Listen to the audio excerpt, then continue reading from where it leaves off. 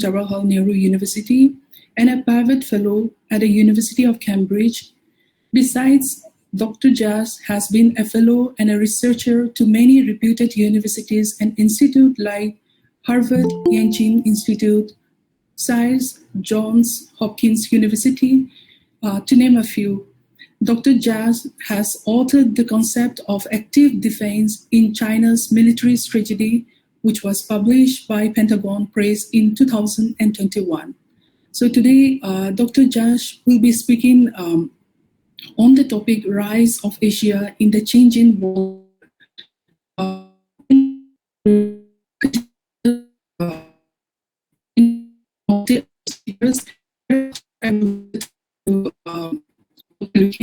So the second speaker for today is we have Commodore Dr. Johnson Odakkal. He is also a scholar and also had worked with a book, Timeless Wake, The Legacy of Royal Indian Navy in World War II. So Commodore Johnson is former Deputy Assistant Chief in Integrated Defense Staff at Headquarters IDS, New Delhi. And he is also an honorary adjunct fellow at the National Maritime Foundation and a founding member of Indian Legal History Association. Commodore Johnson will enlighten to us today through the topic Navigating Fragmentation, Security and Cooperation in Indo-Pacific. Then we have the third speaker today with us. It is none other than Dr. Jeganaathan. He is the head at the Department of National Security at the Central University of Jammu. Prior to this, he had also worked as a research fellow in the Internal and Regional Security Program and head of the South Asian Regional Security Program, focusing on Afghanistan and Iran at IPCS. So he holds MPhil and PhD from European Studies at Jawaharlal Nehru University. He was also a visiting fellow to many reputed institutes in Shanghai, Berlin, Brussels, and for various programs. And he is also a member of Nuclear Stability in South Asia project, and also had been participating in many Trek 2 dialogues. So he will also speak to us this afternoon on the topic End of Western Era in World Politics, Prospects of India's Vishwaguru Grand Strategy. And finally, we have the panelist, that is Mr. Amlan Dutta, who is a former assistant professor at Raksha University, National Security University, an institute of national importance. He has been selected as a junior fellow at the Nehru Memorial Museum and Library, New Delhi. And he is also currently an associate researcher at Institute of World Affairs and Security. Mr. Dutta primary research focuses on international relations, foreign policies, and defense and strategic studies. So he will be speaking from the topic Russia-Ukraine conflict, India's rejection of the Western binary contract. So each speakers will be getting 10 minutes each. Thereafter, we are going to follow up with Q&A session. So before that, I give time to Dr. Lukin to also introduce the speakers from the other side. Thank you, Dr. Aveivey. So we have four distinguished presenters from the Indian side, and we have four panelists here in Vladivostok. And actually, you might have noticed already that on the Russian side, we have mostly younger researchers, and actually I think that's a great advantage of our panel today. It is a very cross-generational panel. We have senior experts, we have mid-career scholars, and we have young scholars, some of whom are as young as 20 years old. So let me quickly introduce participants from the Russian side, from the Russian Far East. First on our side to speak will be Dr. Andrey Kozinets, who is Associate Professor at the Department of International Relations. Andrey focuses on non-Western theories of international relations, and today he will be speaking about the issues of polarity in contemporary world politics. The next speaker on our side is an undergraduate student, Gleb Kapatsyna, who is 20 years old, by the way. Gleb comes from the place in the Russian Far East, which is called Magadan, the city of Magadan, which was infamous under Stalin for being the main hub of Stalin's Gulag, the system of prison camps. Currently, Magadan is a very nice place, a very dynamic economic center of the northern part of the Russian Far East. Gleb will be speaking about the perception of China by young Russians. The next speaker on our side is Jason Chang. Jason Chang, who is a master's student here at Far Eastern Federal University. Jason is a South Korean national. He will be speaking, he will be presenting a Marxist perspective on world politics, on the current stage of world politics. Jason got his undergraduate degree in Boston. Maybe this is because he is very much into Marxism. I think he will explain himself. Finally, we'll have Pham Thi Minh Huyen, who is also an undergraduate student of international relations here at Far Eastern Federal University. And she is a Vietnamese national who studies international politics in Vladivostok. She will be speaking about the responses of East Asian powers to the changing world politics. That's it, and let me turn it over to Dr. Aveivey, because we have agreed that the moderators will handle their respective speakers. Thank you. Okay, so now I give time to Dr. Amrita Jash as the first panelist from Indian side. So you may take your time. A very good afternoon to you all. I hope I'm audible to everyone. Yes, you are. Thank you very much. Firstly, I would like to express my gratitude to both IVAS and FEFU for organizing this and having me here, and especially to Dr. Lukin and Dr. Aveivey for that kind introduction. And I would also like to apologize for not being there throughout the session, given some work call, which cannot be compromised. So my heartiest apologies on that. So without further ado, I would like to put my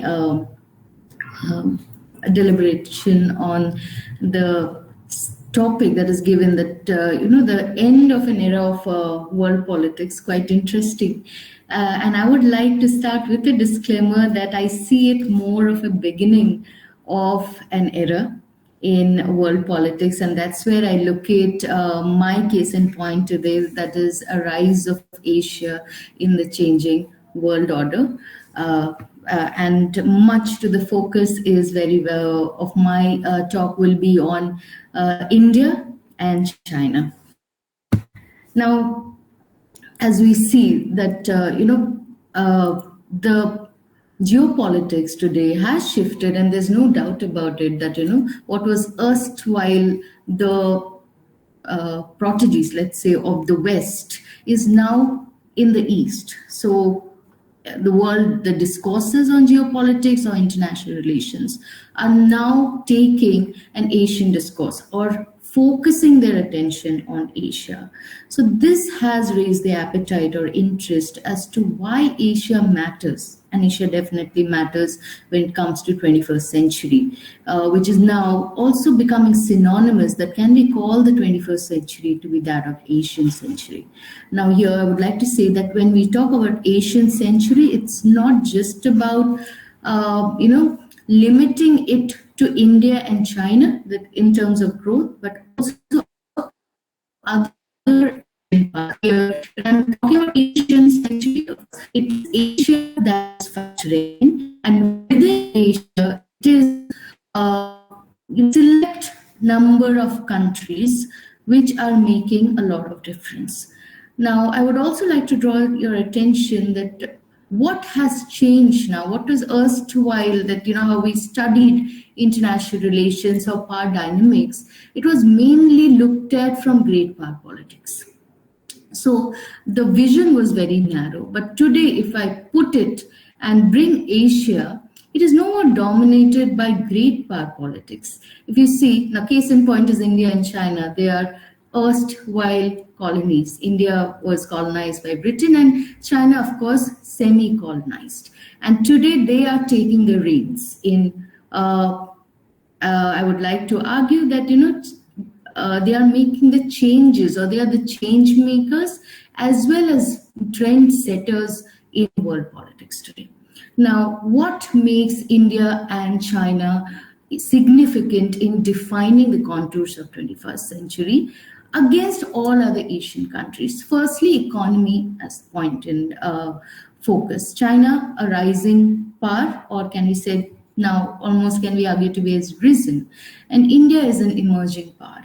And here the shift lies that India now is the fastest growing economy at a 6.1% rate, and China is now growing at a lower pace, but still a growing economy at a 5.2%, which sets them apart when we talk about world economies. And India also has transcended in world of fifth world economy, replacing United Kingdom. Second is how are they making changes to the world order? Now, erstwhile what we saw as West-led institutions, which came out of Washington Consensus. Today we are seeing Asian countries are becoming the leaders in not just norm setting, but also institutional building. So specifically where we are talking about South-South discourse, which was erstwhile just limited to North-South, or just North-North. But today, because of these two Asian countries, we are seeing South-South discourse. So the outcome being BRICS, outcome being visa, outcome being, when we talk about AGC corridor or China's led, or institutions like AIIB. Now, in this rubric of thought, we are seeing both India and China are engaging in the discourse, are partnering in international systems, be it climate change or financial institutions. So they are setting new forms or new kind of norms, which is also relevant when we talk about the Russia-Ukraine conflict, that, not choosing a side or taking an abstention position also is a big change maker. And both India and China have had their positions very, well spelled out, that how do we see this discourse shaking. So especially with regard to India, I would like to suggest that let us go back to the Cold War. We all had a non-alignment mentality, and still we focus on that. So we practice our strategic autonomy, and as well as our independent foreign policy thinking. That also sets us apart, that we are not part of any club. Now, while these are about partnership or similar kind of trends that are defining the rise of Asia, the other aspect, which is a little contentious, is actually becoming much more of a characteristic feature today, if I say of the Indo-Pacific, that is the India-China boundary dispute, which for long got an oversight from the international community. But today we are seeing that countries are taking, be it in Western countries, be it US or European countries, they are taking special interest in knowing about what lies ahead in India and China border. As you are all aware of, we are in a stalemate situation with the Eastern Ladakh border stand-up, though some agreements have been reached out in settling our friction points, but there's a long way to go. And India has made its position very clear that till the time we don't settle the border, the ties cannot go back to the same normal. So in this relations also, we are seeing the change, which is having an impact on the geopolitics of 21st century. And why I say so? Because the binary dynamics, where we are saying that till the time we don't settle the border, the ties are not going to be stable. So unstable India-China ties is not favorable to 21st century geopolitics. And why I say so? Because the boundary dispute today is and has emerged as a geopolitical hotspot when I say of Indo-Pacific. And also this brings us to the larger debate in Asia, the instability or the factors that contribute to instability, that is South China Sea, East China Sea, and India-China boundary dispute. So all these aspects, they reinforce the argument that, the rise of Asia or Asian countries are making a great deal of difference, or rather shaping the contours of 21st century geopolitics. And this is the beginning of an era. We are seeing multipolarity. So it is not just about few countries having the past. Smaller countries have greater, currency today to make a difference or may bring about a shift. Either they balance or bandwagon. So your size of the country really doesn't matter today. It's about where do you stand on the table. Secondly, the geopolitical hotspot, which can destabilize a region, which today, as we speak, we are talking about the shift of security architecture from Asia-Pacific to Indo-Pacific. So definitely, India and China are making the difference while through their engagement, but also with their discord. So on that note, I would like to rest my case, and if there are any questions, I will like to take before I leave. Thank you. Thank you very much, Dr. Jash, for the Actually, wonderful... I have a question, if I may. Okay, sure, please. Dr. Lukin, please go ahead. Maybe I am abusing my my role as a co-moderator, but I can't help but ask you, Dr. Jash, you mentioned this keyword, multipolarity. So do you actually believe that the current world order can be described as a multipolar one? Thanks. I definitely, and I'm affirmative about it. And India is one of the main poles in that multipolar orders, to assert my viewpoint. So definitely it is not unipolar world as we speak. Thank you.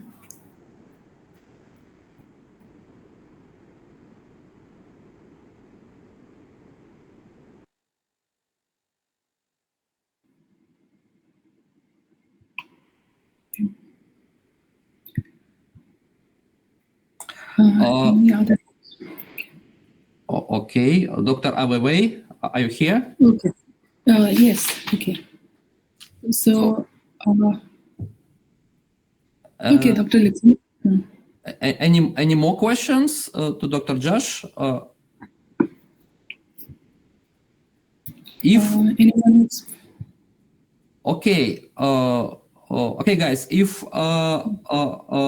you don't have any comments or questions right now, maybe we should move on to our next speaker, who will be speaking exactly about the question of polarity. Andrey Kozinets, Associate Professor of Forest Federal University. The floor is yours, please. Thank you for introducing me. I have a presentation, so I will share my slides.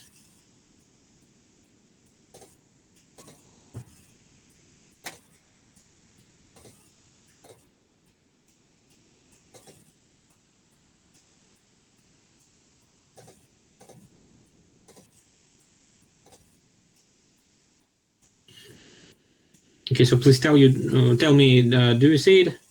Yes, we can see it. Okay, so I will probably speculate actually a little bit about the issue of polarity in international relations, how usually might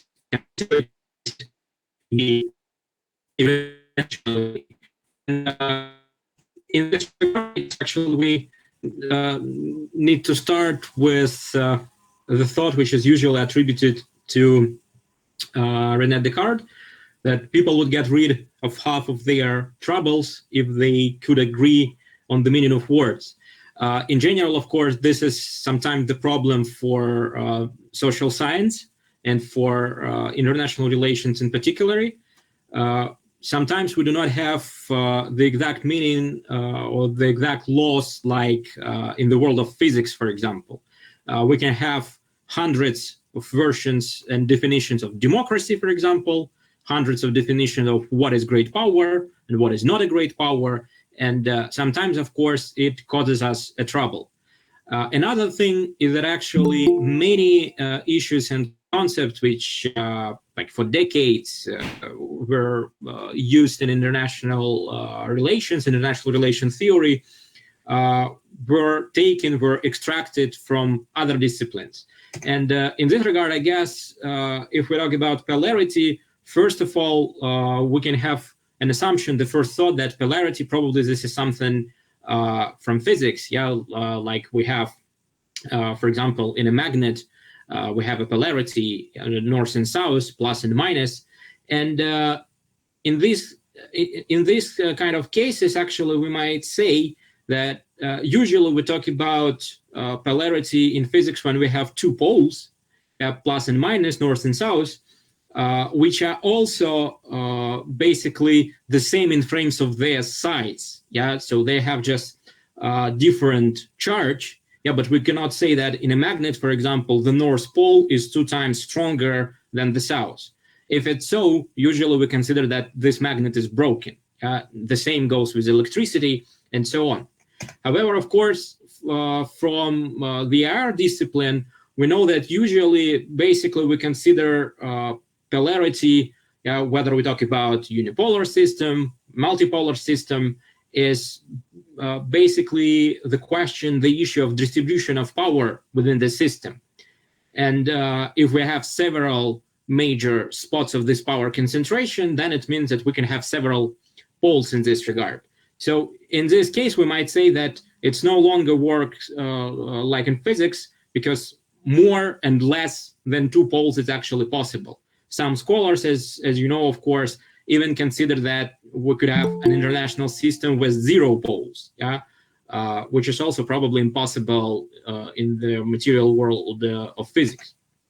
And if we consider those 2 pictures, the left one showed us the situation of bipolar system during the mid-1970s, where we could say that those poles were basically consisting of powers and nations from different continents.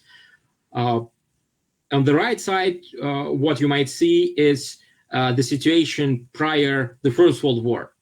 And actually, when we consider the situation of the world before the First World War, in most of the cases, we consider it as a struggle for power between European nations, between European empires or European democratic states. However, we still may ask a question whether actually Europe was the major pole, because United States actually was already at the time the strongest economy for several years actually, but was not considered before the outbreak of the war as a really major player. They were considered as some nation out there, not participating, let's say, in the top league of world politics. So in this regard, the question is what actually constitute the power and the size of this pole, economy, military forces, or something else. That's, of course, during the Cold War, it was relatively easy to talk about polarity because we had two poles, so exactly like in the magnet, and they were also differently charged. In this regard, I guess the charge of the poles was ideology, and it's kind of up to our own ideological preferences to say which kind of pole, Soviet pole or American pole, was plus or minus. But still, in this regard, it worked relatively as in physics. We actually even might say that the logic of organization of those poles were also relatively similar. When we have a superpower in the center, great powers, regional powers, and so on, we actually, what I guess even more important, might say that both poles were institutionally organized in some cases in a similar way. We had military institutions like NATO and Warsaw Pact Organization. We had economic institutions like the World Bank Group, or, for example, the Council of Economic Cooperation, which was represented in the socialist camp. And in this regard, it would be impossible to foresee participation of Western country in socialist economic organization. However, today, we might see that European countries actually can participate in Asian Infrastructure Investment Bank, which is sometimes considered as a leading economic instrument of China, for example. Quite often, we might hear, probably not in this audience, but quite often actually, we might hear the idea that the second bipolarity is coming because we have United States and China, two strongest economies, maybe two strongest technological powers. But the question in this regard, whether it is really the same bipolarity, actually, whether it's bipolarity at all, also can be asked through comparison. Can we say that, as it was in, let's say, classic bipolarity, can we say that both nations pursue their military alliances or military blocs? In the case of the United States, the answer would be yes. They had NATO and they still have NATO. In the case of China, we do not see any kinds of Warsaw Pact. Can we say the same in frames of economic organizations, which at that time were probably relatively closed for members of other camp? Right now, no. Yes, so dimensions works in a different way. Can we say that in the same way as United States and Soviet Union were struggling ideologically on the global scale, can we say that the same ideological struggle is happening between United States and China? Also actually remains to be seen. To some extent, you indicate that China is going through the process of ideological transformation. It's no longer Maoist country. It is more about some other ideas, some other values. Yeah, so they are not just repeating the same narrative which was promoted by Soviet Union, for example. And if we consider multiple world scenario and remember those ideas of magnet poles, the question is, for example, how these poles will be charged with each other if we have not only two, but 3, 4, 5, and so on. Whether we should seek something like that or not, whether we should consider that we're going to have many military blocs, many economic institutions, many ideological formats, or we would have something else. And in this regard, we're going to need new tools of analysis, new terms, and maybe new research program, actually. If we consider different dimensions, we may find out different situations of polarity today. In frames of economic concentration, we might see that probably the world is basically tripolar today. We have North American pole, European, and Asia-Pacific. If we consider export power, probably we would see the same 3 poles, but maybe with different, strength distribution between them. If we consider strategic weapons, nuclear weapons, we might say that actually everything remains the same as it was in 1970s. That we have a bipolar situation. We have Russia and the United States like a colossus higher than anybody else. We of course know that China is going through the way of increasing its nuclear arsenal, but whether it would be able actually in the near future to compete with Russia and the United States still remains to be clear. But today, I guess in most of the cases, of course, nobody, whether in the expert community or in the wider public, of course, do not consider world as bipolar, that it is Moscow versus Washington. So military power per se is not maybe as important or not considered as important as it was before. If we also remember that actually any state, any nation basically needs citizens as a workforce, as a creators, sometimes as the soldiers and so on, then we could ask a question actually in this regard, what is going on in the world? And in this regard, maybe we might say that we have a bipolar world in frames of demographic power, but this is bipolarity between Asia and Africa. And actually the demographic issue can be globally important. In some countries in sub-Saharan Africa, for example, like in Nigeria, according to the United Nations forecasts, in the mid-21st century, the population could be almost 500 million people. And we might assume that probably Nigerian economy will not be able to accumulate this extreme amount of load force. So millions of those people actually can try to migrate, maybe to Europe, maybe to North America, maybe somewhere else. Many of them can join extremist groups. And in this regard, it really can transform the global politics. Well, we remember that some right-wing parties actually became very popular in Europe due to Libyan and Syrian refugee crisis. But in this regard, we might expect that the flow of people from the global south actually might increase. And in this way, it is basically can be not important anymore whether economically or military this or that European country is superior or not, because the global movement of population is basically something stronger.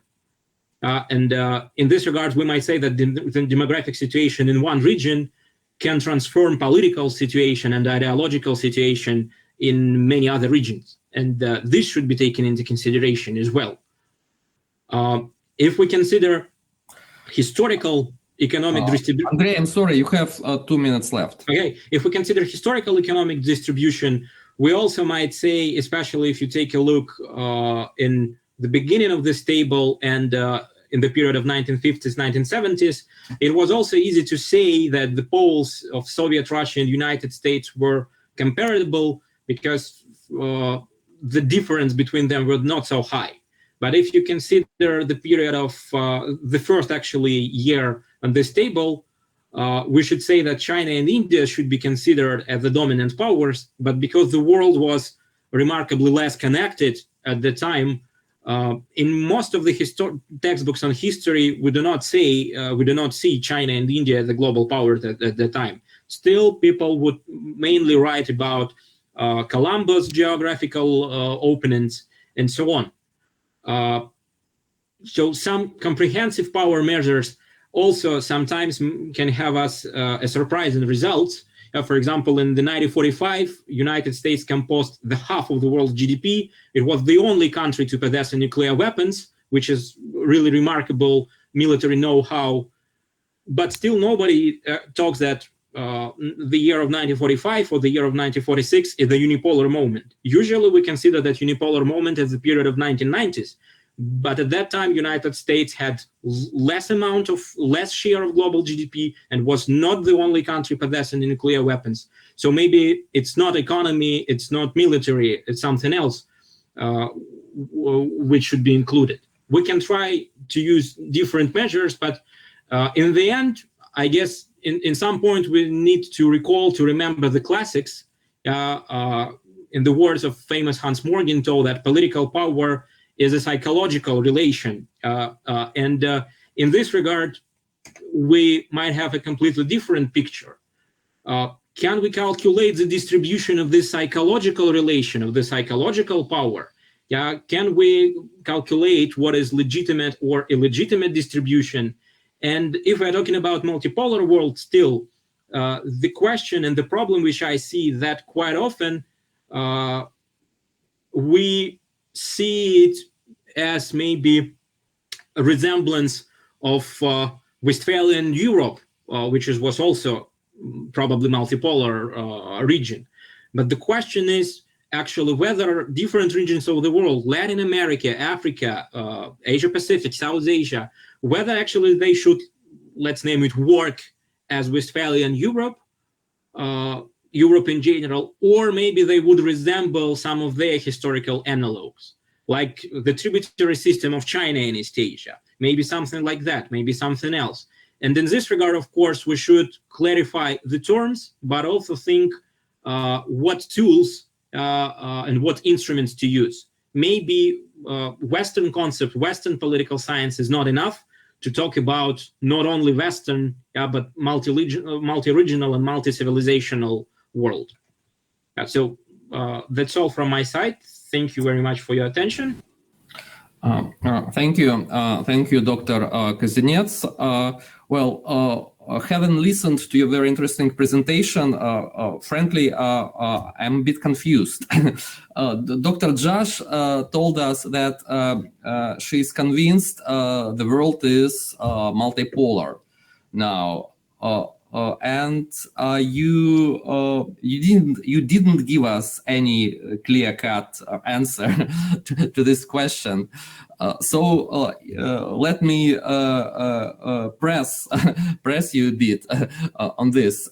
So what would be your description of the current polarity of the world order? Or do you think that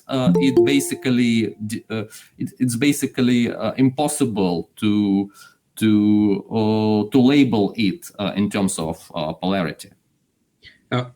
I guess that actually we need to consider different terms because still the question, how many poles can we have? And in this regard, once again, I guess the world today is really multidimensional. When we had a competition between Soviet Union and United States, we could say that they were two major powers in all major spheres, in military, in economic as well, because Soviet Union was... I got it now. Yeah, thank you. Yeah. Actually, you posit multipolarity versus multidimensionality, as far as I can understand you. Okay, thank you very much. I think we have to move on. Dr. Aveivey, over to you.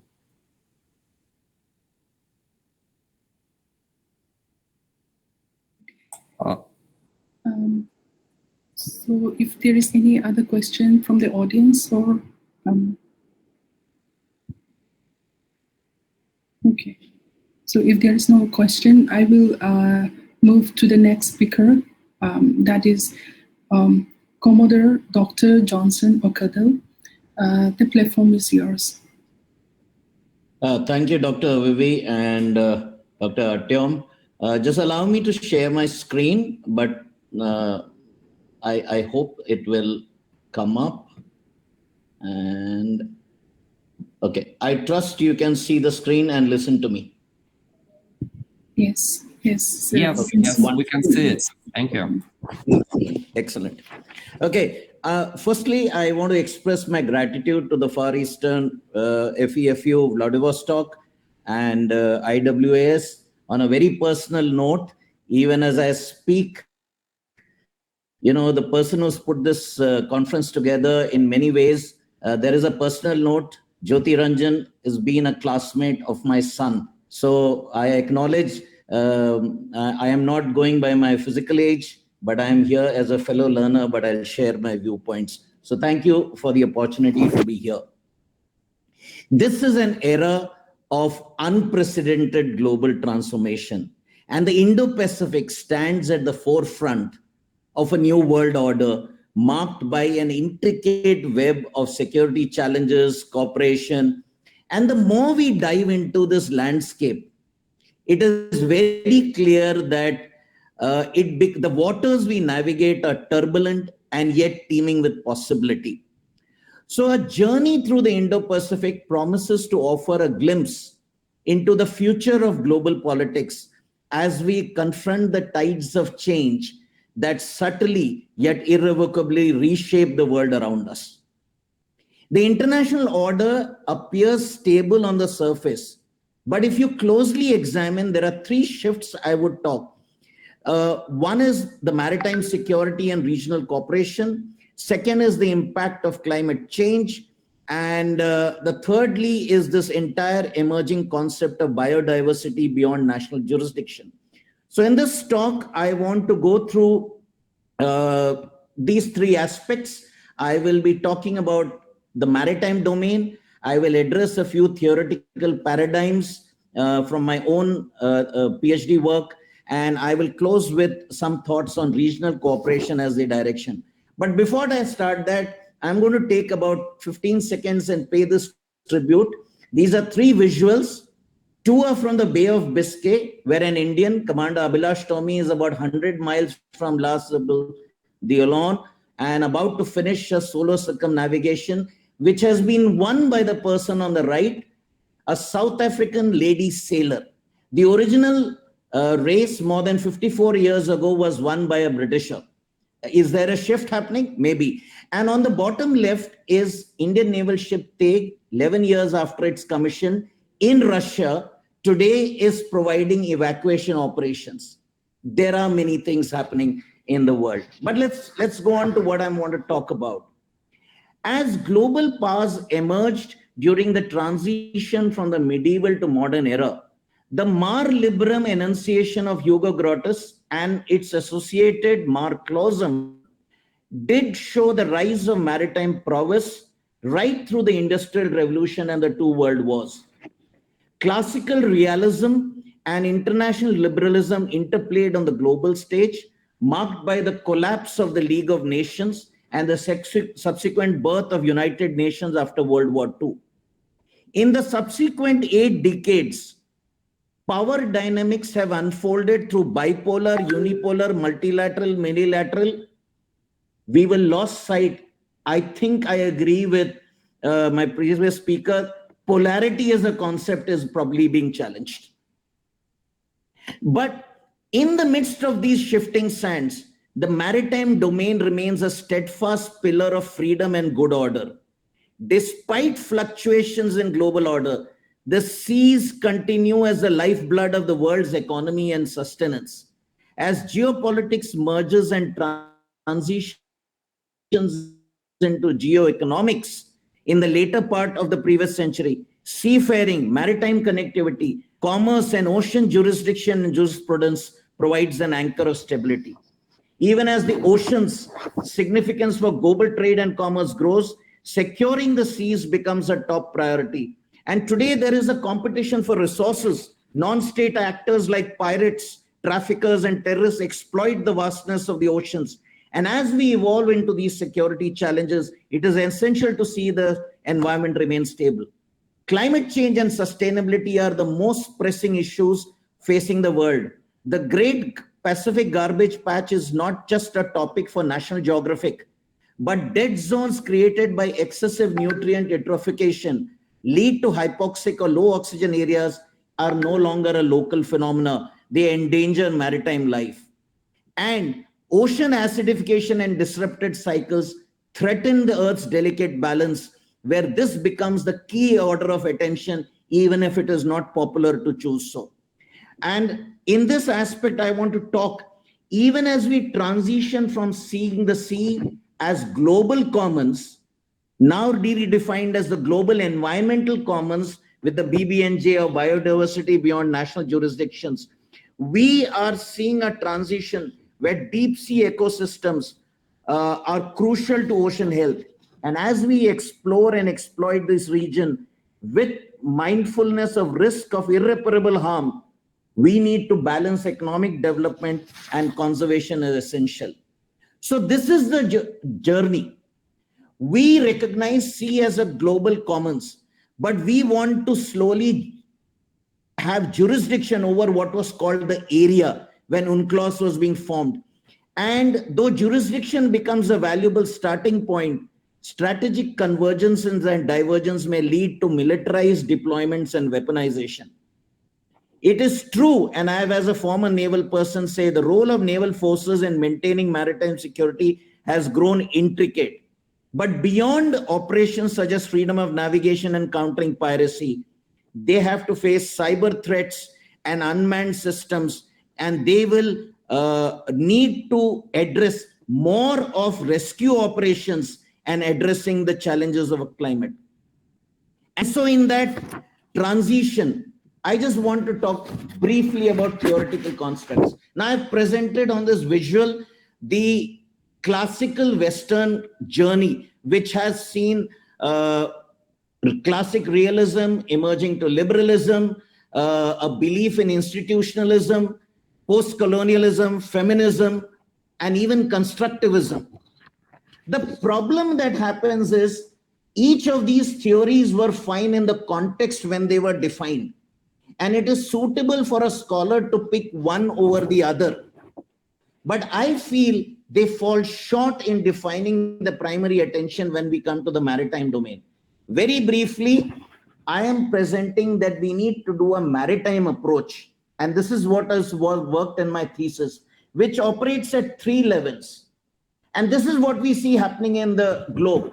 There is a mandate. For example, when piracy was there, countries came across regardless of the polarity. And what was the common? There was a larger common interest. There were key stakeholders, and the globe received a strategic direction. But in panning out that mandate, we needed mechanisms that ultimately progressed that larger mandate. It connected every single agency and component, state and non-state. And in classical operational terms, this is an operation level process. And that's at the level 2. But in specific targets and mission, we need prescribed boundaries. When you go to a specific crisis, and there are multiple crises, I'm not going down without the time, with clear command and control and tactical integrity. This is the transition, and look, I call it my maritime approach, not sufficiently developed to call a theory, but I find it applies in many ways into many other international approaches. Thirdly, and this is my last point, the emerging world order is witnessing a shift into the Indo-Pacific, which Dr. Jash spoke about, and indirectly we talked. But this is an alphabet soup on the screen. ASEAN, very dominant conversation and strategic direction. The Quad, which is anchored around the Indo-Pacific. The Asia-Africa Growth Corridor. The Indo-Pacific Oceans Initiative, the Indian Ocean Naval Symposium, the IORA. Each of these is talking about a growth towards regional collaboration. So Indo-Pacific region is experiencing a significant power shift, maybe triggered by China's rise or the US-China cooperation. But what we are not realizing, India is an example, like Brazil, like South Africa, of nations which are rising, not because of one nation's polarity, because of the need to ensure collaboration.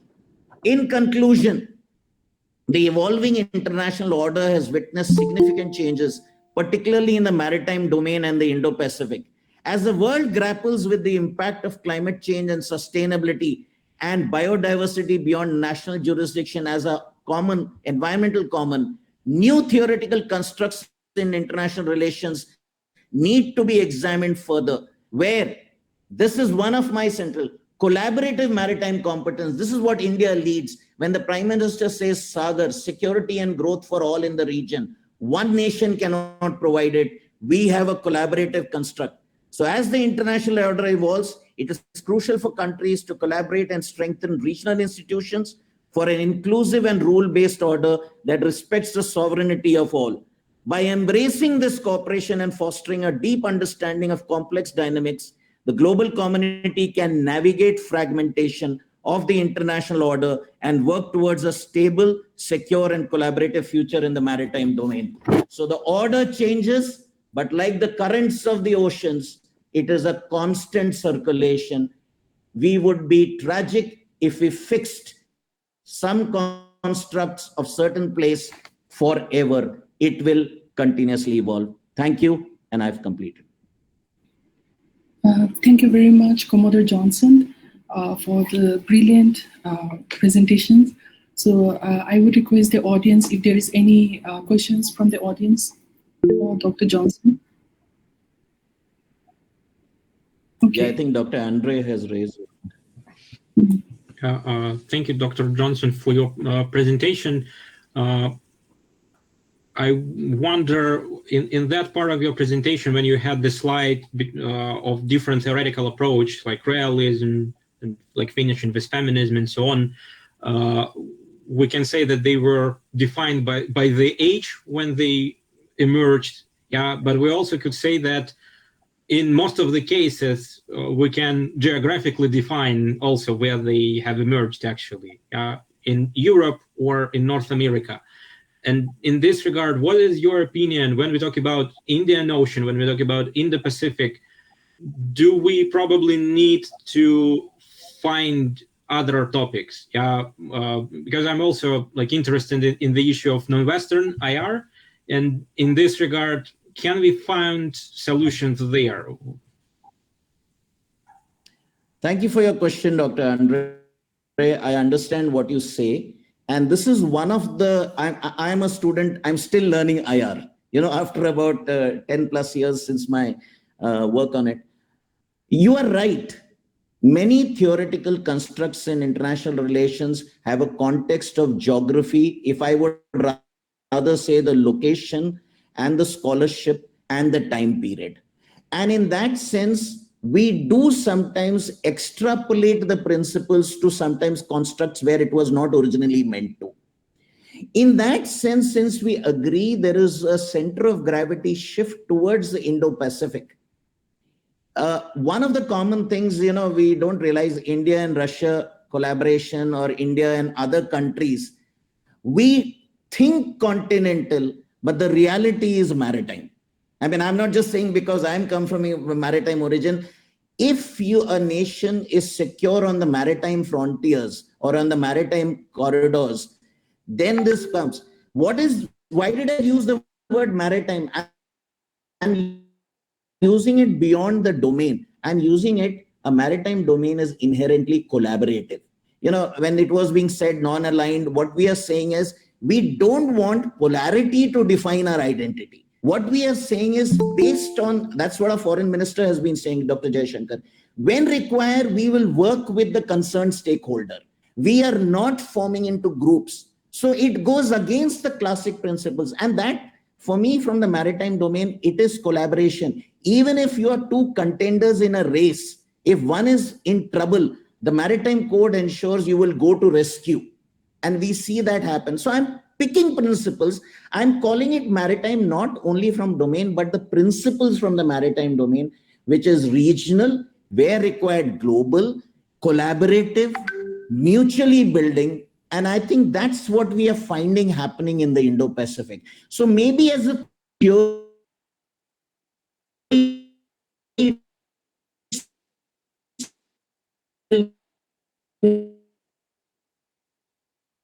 to evolve, but it is examining.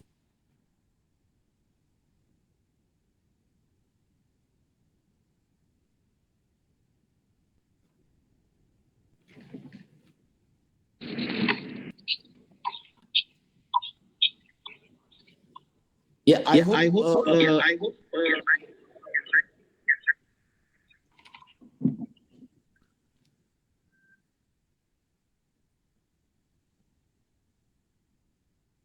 Dr.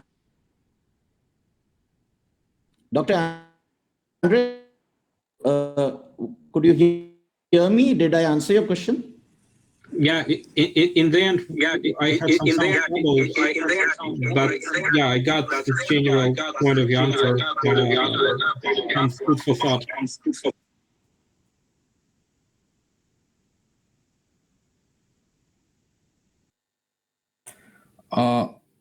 Thank you. Thank you, Dr. Johnson. And I think we should now move on to our next speaker. Time is running out fast, unfortunately. And our next presenter is from the FEFU side. He is Jason Chang, master's student in our international relations degree program.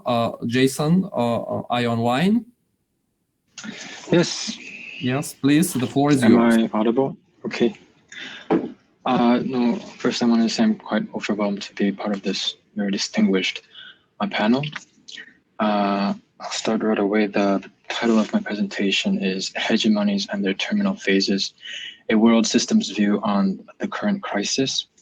So I think it'll be fair just to begin my presentation with a brief explanation of what world systems theory is, to those who are not familiar.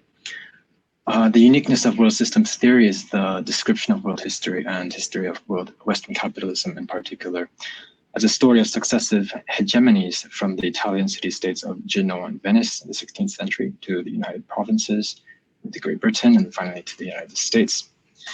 It also describes the logic of the rise and fall of hegemonies, first and foremost as financial centers of capital accumulation, and then as military, cultural, trading, etc. hubs. And the criteria for hegemonies is that it's not that they're simply very rich or have big armies, but that they follow a specific pattern of development. That is, first, there's a phase of material expansion and then a financial expansion. And so to understand the crux of this dynamic, it's crucial to return to the classical theses of the paradox of capitalism, first delineated by Adam Smith. Adam Smith, in his famous thesis, said that there's an inevitable fall of profits due to interstate competition. And this was restated in Marx's thesis of the crisis of overproduction, where he says that over time, the saturation of markets, again, due to interstate competition, creates a glut in supply and deficit in demand. So what both of these economic theories, and many like them, emphasize is that first, capitalism inevitably leads to crises that are caused by its very successes. That is the crisis of fall of profits or the crisis of production. And secondly, that interstate competition is the driving force of capitalistic processes. And so the rivalry between great powers, between states, is bound to create a state that is first among equals in all major spheres of the economy. And the nation that becomes the hegemon is usually the one which succeeds in becoming embedded in the international credit system by the massive issuance of national debts, by which they become utilized in the endless accumulation of capital. But due to interstate competition, once in a world system profits fall to a minimal level, once countries reach the limit of material expansion, capital tends to flock to these centers of accumulation, which then signals the end of the hegemonie's reign, which is the terminal phase that is part of my the title of my presentation. So here we have transitioned from material to financial expansion. So as investors scramble for places to park their surpluses, they usually bifurcate among two ideological lines. The first follows the mercantile logic of reinvestment of capital into riskier assets with increasingly lesser yields. And the other follows the capitalist logic of redirecting capital to speculation and the credit system. And oftentimes capital will vacillate between these two lines until profits have disappeared almost completely. And this puts socio-political strains within and among governments, which may culminate in a world war that then deconstructs the current organizational framework to kickstart a new cycle of accumulation. And so in my paper, in my work, I juxtapose the two terminal phases of the British Empire and the current American hegemony that we're living in.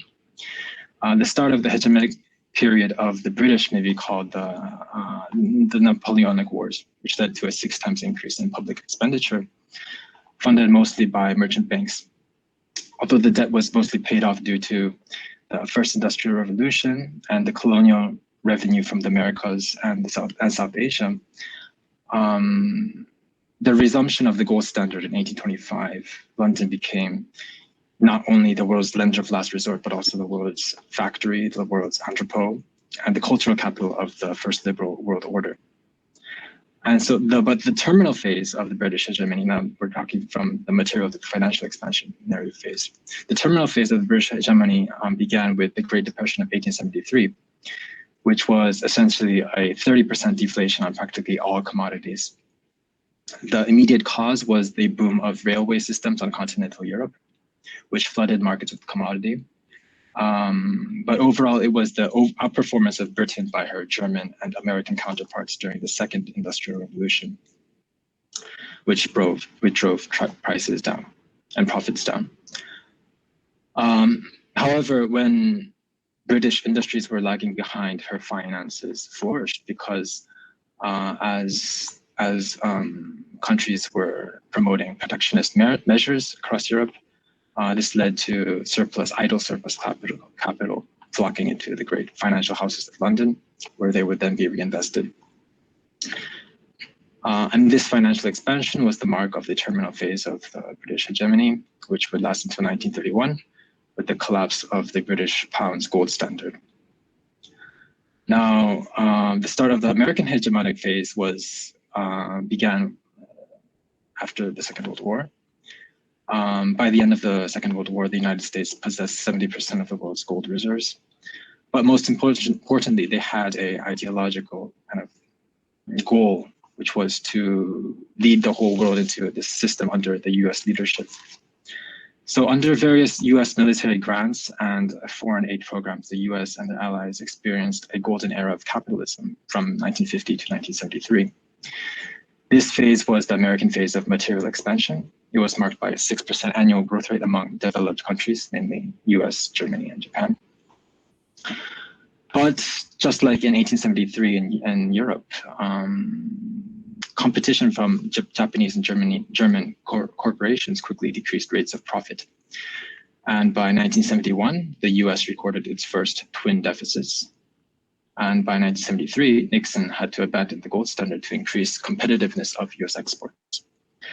But more importantly, to combat these deflationary pressures, the US Federal Reserve has overlooked the creation of an offshore private dollar money market, the so-called Euro dollar market, that has financed most of the material expansion that is going on in the mid and late 20th century.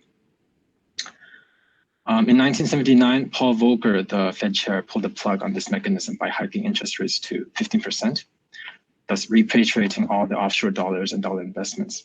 This led to a meltdown in global growth, the bankruptcy of practically all of Latin America and Eastern Europe, the burst of the Japanese asset bubble, the Asian financial crisis, and we can say that the only notable success story out of this era was the rise of China. And so in a nutshell, the system where trading surplus countries would park their savings in US treasuries and assets, while the US constantly absorbed these surpluses, accumulating more and more debt, began at this very moment. And this is the start of the terminal phase of the US hegemony, from material to financial expansion. And effectively, we're still living in the consequences of the creation of this regime. And so to get a clue, in conclusion, to get a clue of where we are today, it's important to note that since the financial crisis of 2008, world trade to GDP ratio has steadily declined. And since we're in Russia, I just want to note that in June of 2022, in the wake of the freezing of Russian foreign reserves, in a speech, Vladimir Putin emphasized that the annual rate of devaluation of dollar reserves is approximately 8%. And where did he get that number 8%? It's from the difference in the compound annual growth rate of net treasury issuance, which is 11%, with about a conservative coupon rate or interest rate of 3%, which is 8%. And so for any president of a major energy exporter, it would be irresponsible to trade finite oil supplies for a devaluating asset, which is US treasuries, which explains the recent detente between Gulf countries and Iran, and the rapid purchase of gold among central banks, according to a recent article in FT that raised about 150% year on year. This is enough to spark another crisis of confidence in the dollar. Only in Volcker's time, debt to GDP ratio was 32%, and today it's 135%, and growing at about 6% per year. That is to say, there is no end in sight for this trend of devaluation. The end game for the US hegemony is to relinquish the dominance of the dollar in global trade. the question is what will replace it? The yuan accounts for a meager 5% of energy trade, and the Chinese government is showing no sign of opening capital markets. But today, the US absorbs 75% of the world's trade surpluses. So the fundamental question then is, are these exporting countries ready to redirect these surpluses to domestic and regional markets for investment and not to the US Treasury markets? Since this transition is what is at the heart of what is meant by multipolarity, it would be imperative for any analyst to observe how these processes emerge in the future, since with every passing day, it is becoming more apparent that the continuance of this unipolar system is unsustainable. Okay, thank you. Jason, thank you very much for your very interesting take. It's interesting that you are on the same page with Vladimir Putin with regards to the end of US hegemony. Well, any questions or comments to Jason's presentation? Please raise your hands or just turn on your mic to ask a question. Well, I have a question. Meanwhile,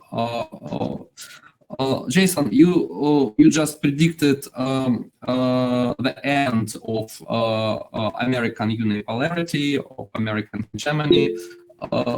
How long do you think this terminal decline is going to take? You know, a few years, a few decades, a few centuries, maybe. Thank you. Yeah, I think the time frame is about years, because this fall is happening mostly because of domestic contradictions rather than external pressures from China or Russia. I mentioned already the rate of the growth of the GDP ratio.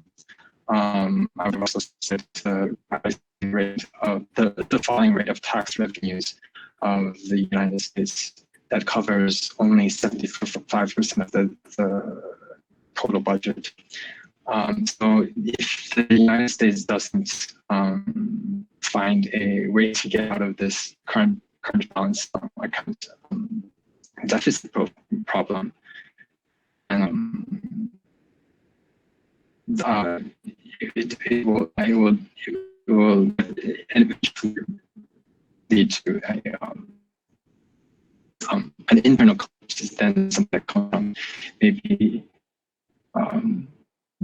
like external pressures from geopolitical pressures from China or Russia. Yeah. Thank you. Thank you, Jason. And Dr. Johnson has a question or comment. Please go ahead. Thank you, Dr. Lukin. Jason, when I was listening to your presentation, you really anchored with some very powerful economic parameters in taking the scan. In a manner, from your studies, would you say in a lot of political constructs, global political constructs, geoeconomics is going to be the main driver? In way, are we talking of things like Edward Luttwak's writing from the shift from geopolitics to geoeconomics? And more than who is going to emerge as the leader, is it that individually or collaboratively, the way we get the economics right might actually define the world order? Is that kind of what you were presenting? So the difference between geoeconomics and geopolitics is that I guess I'll just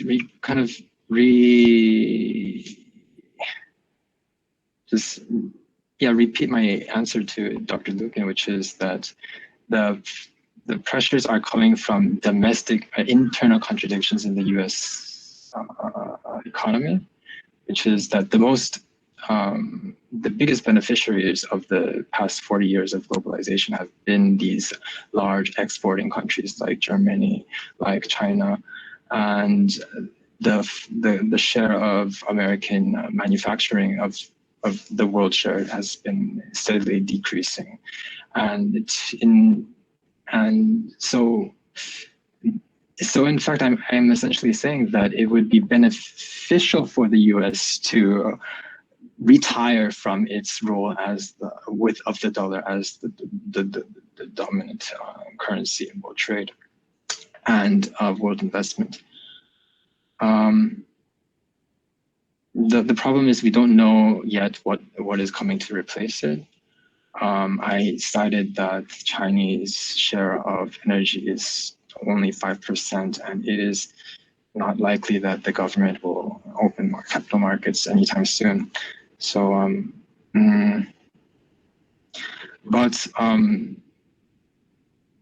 so yeah, just to quote, I think it was Antonio Gramsci who said that the crisis is when the old is dying and the new has not yet appeared. And I think we're living in that kind of period. Mm-hmm. Thank you. Thank you, Jason. And if you don't have any more questions or comments, let's move on to our next speaker, who is Gleb Kapatsyna. He is an undergraduate student of international relations here at Far Eastern Federal University. And Gleb will be speaking about how the Russian youth perceive China. Gleb, go ahead.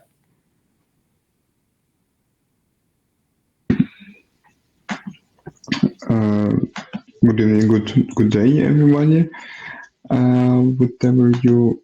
Whatever part of the day do you have? Now I'll pull up the presentation. So here it is. So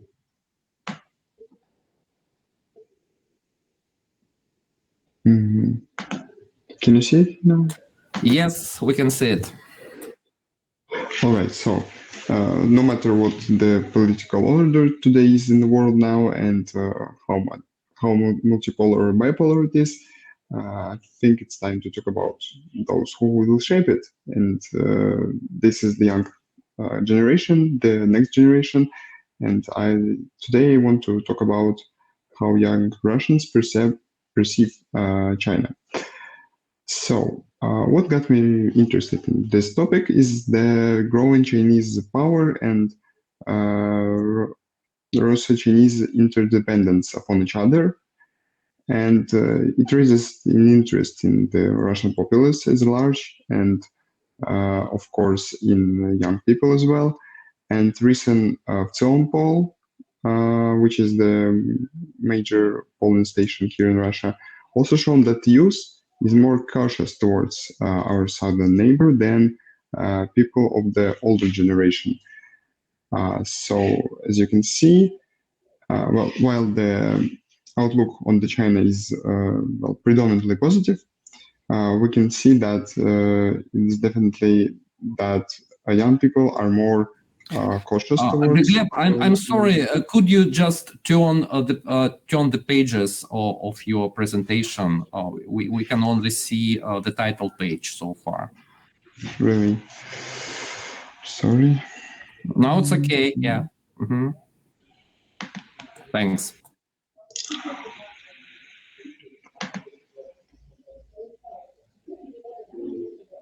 Yeah.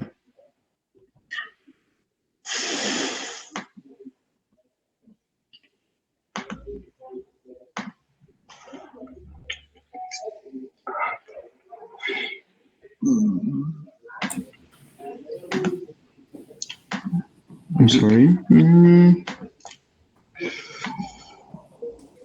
Maybe you can try to press F5 button.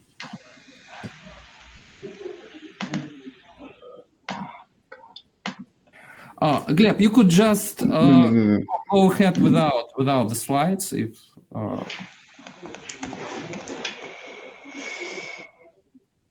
Does it work now? Yes. As I said, we can see that young people, their opinion, their share of negative opinion has changed more than in other age groups.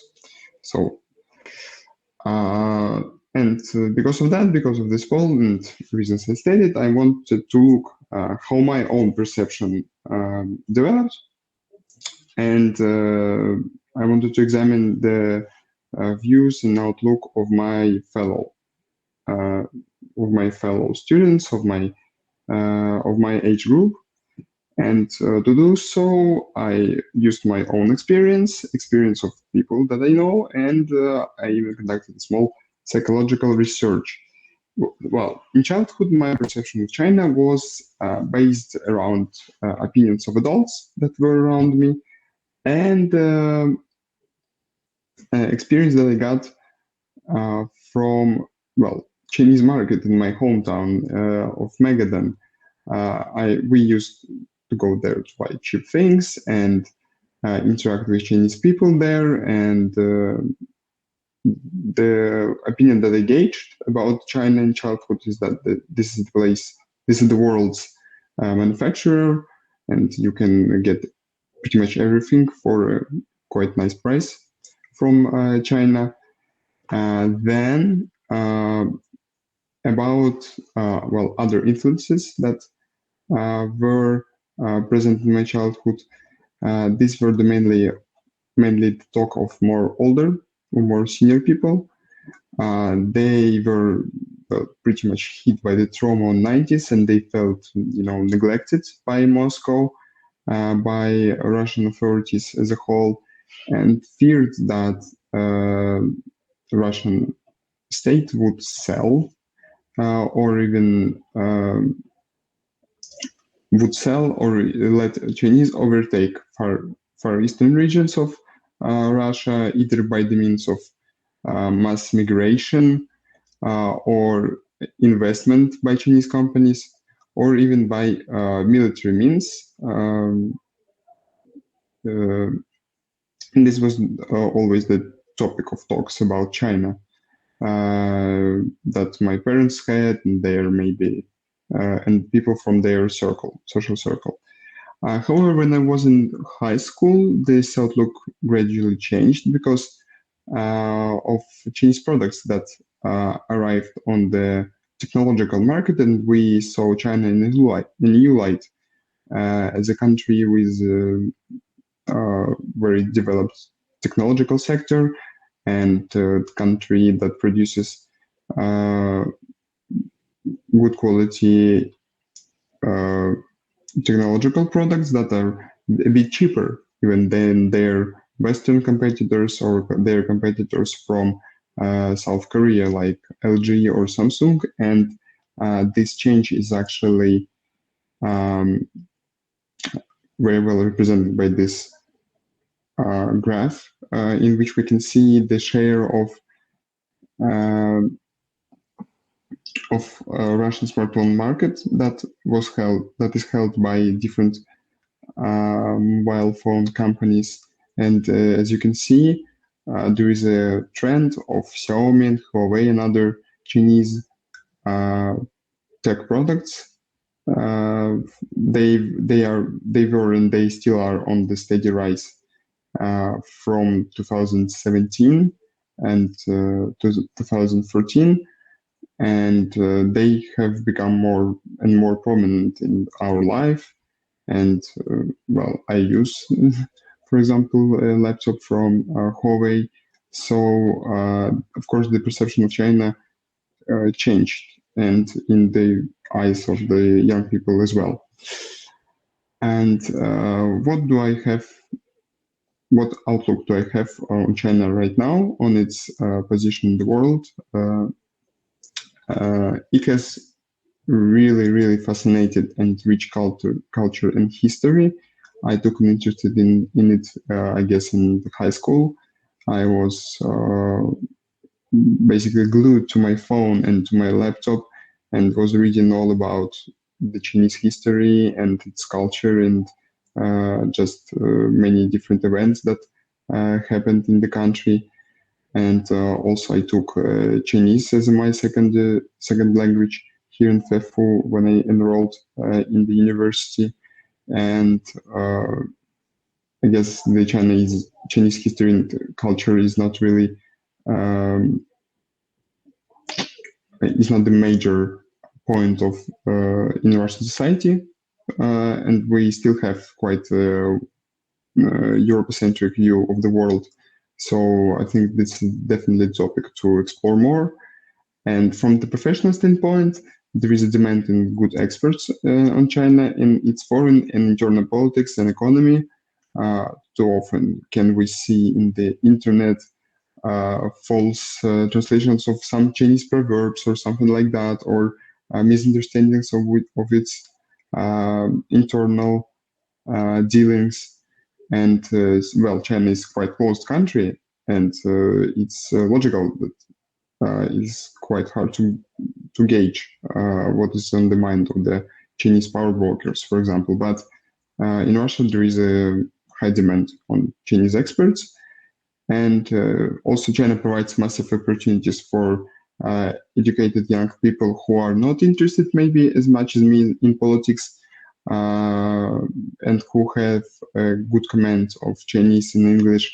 They can work in a lot of spheres because there is a, as I said earlier, growing Russo-Chinese interdependence, and China will be and is the main economic partner of Russia. So the market is in high demand on well, those people who can establish links between Chinese companies and their partners in Russia and so on. However, this is some positive aspects to my outlook. However, what really concerns me is the politics of China and well, authoritarian character of the nation, allegations of human rights abuses, and ever-present surveillance system and lack of political participation of the citizens themselves really concern me. And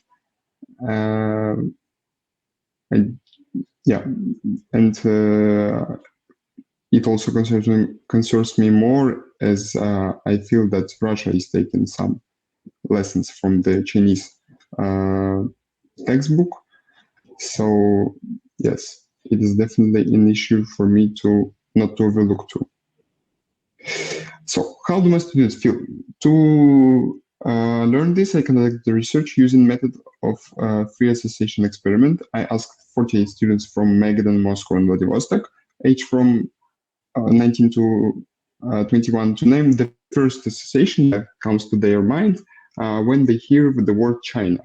Then I subdivided the results into 4 basic categories: politics of China, people of China, life in China, its quality or maybe its characteristics, and politics of China.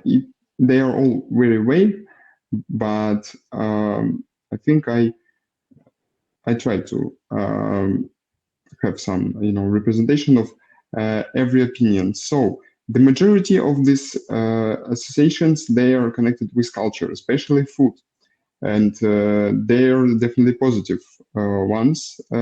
These associations, because participants of the poll, they said that food is good, the Chinese food is good pretty much, and other prominent cultural symbols are red color, it is heavily associated with China, and panda, and also dragon. So 7 out of these 23 answers were food, and 3 are red color, and 3 are panda.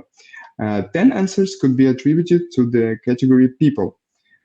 3 of them are the names of famous Chinese people: Xi Jinping, Confucius, and Mao Zedong. 3 are sadly derogatory terms, so there is still some lingering, I guess, hate, resent towards Chinese people in Russian society, even in young people minds. And there are 2 positive qualities that are attributed to Chinese people, and other 2 answers were connected to memes that to memes about China in Russia. And life in China and Chinese products associate with knockoff clothes, first of all, still some prominent brands, and Chinese flea markets. So the answers were Xiaomi, AliExpress, and different names for knockoff clothes that were mass-produced in China. And finally, there is an ambiguous group of political and historical association. There are 4 answers. So Xinjiang, Confucius Institute, Asian Center of Power, and opium. Now I put opium here because of the opium wars, I guess. That's what the pollster, that's what the person who were answering meant. These are the memes that are connected with China that are quite popular in Russia. So this is the best representation of, I guess, current what current young people think about China. We can see red color, rice, Xiaomi, pandas. Of course, there is a mention of social ratings, social credit score system, Mao Zedong, and so on. So, as we can see, most of the interest in China comes from its culture due to its beauty, mysteriousness, and well, basically proximity of the country to the Russian Far East, as the majority of those who I asked were from Far East. However, there is still some contempt left towards Chinese people, and mentions of flea markets of 19th and 2000s are also still prominent. And in regards to foreign policy, I guess the cautious optimism expressed, embodied by the answer, ally of Russia. Yes, this was one of the answers in my poll. So in the end, I want to say that the outlook of contemporary young Russians towards China is quite complex. We primarily see China as a powerful country with a lot of opportunities for work, for becoming, well, a man, for success, good food, and interesting culture. And still there is some caution expressed as well, connected to internal political situation in China. I guess the person who answered Xinjiang meant that. And well, that's it, I guess. Now I can answer your question. Thank you, Gleb. Thank you very much for your presentation. Any comments or questions? Please raise your hands or just speak into the mic. Okay, Jyoti, go ahead with your question or comment. Thanks, Gleb. It was a brilliant presentation. I had just one small question. Like Russia has a large Turkic population as well in many of the republics. So how do they see China given the Xinjiang becomes a major issue within the Turkic world, be it in Central Asia or even in parts of west of the Caspian? So how do the Turkic nationalities within Russia see it? As you can see, I didn't really target my audience. I didn't ask any people from, for example, Tatarstan or Yakutia, but there was a similar experiment conducted in the Kazan, so the similar association experiment, and they didn't really bring up this theme as much as much as one could imagine. And I don't really think that young people in these parts of Russia are concerned with that, because the media in Russia portrays this situation in Xinjiang. It doesn't really portray it, and the most of what you can read and learn about the situation is in the Western media. For in my experience, first time I learned about Chinese internal policy in Xinjiang, it was when I read a BBC article. So Russian media doesn't really speak about it as much. But that's it. Well, actually, I have something to add to what Gleb just said in response to Jyoti. I feel that Russian ethnic minorities, such as Yakuts or the Sakha people in the Russian Far East, they tend to be much more xenophobic than ethnically Russian people. From my own experience, it seems like ethnic minorities in the Russian Far East and Siberia, they have more concerns about China than the Russian ethnic majority. And I think there are obvious reasons for this.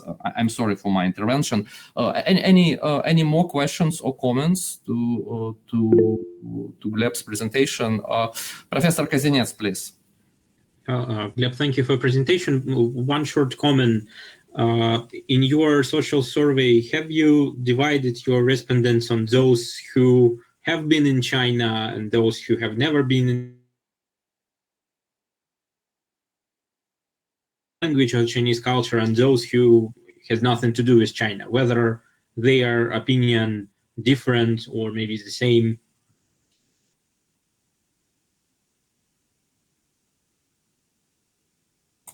I'm sorry, Dr. Kozinets, it was a question for me, right? Because my computer just got turned off. Okay, I will repeat it. So in your social survey, have you divided your respondents on those who have been to China and those who have never been to China, or those who study Chinese language, Chinese culture, and those who have nothing to do with China?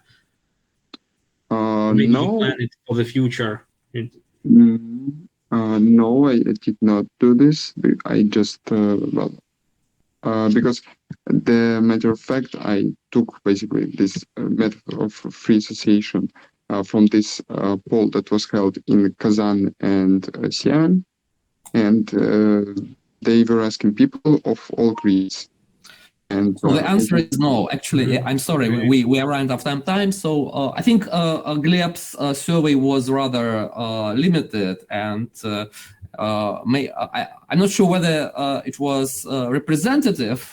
So probably if Gleb continues with this research, he might do bigger surveys. Okay, any more questions or comments? I think now we should move to the next speaker. So I would like to turn over the floor to Dr. Aveivey, please. Okay.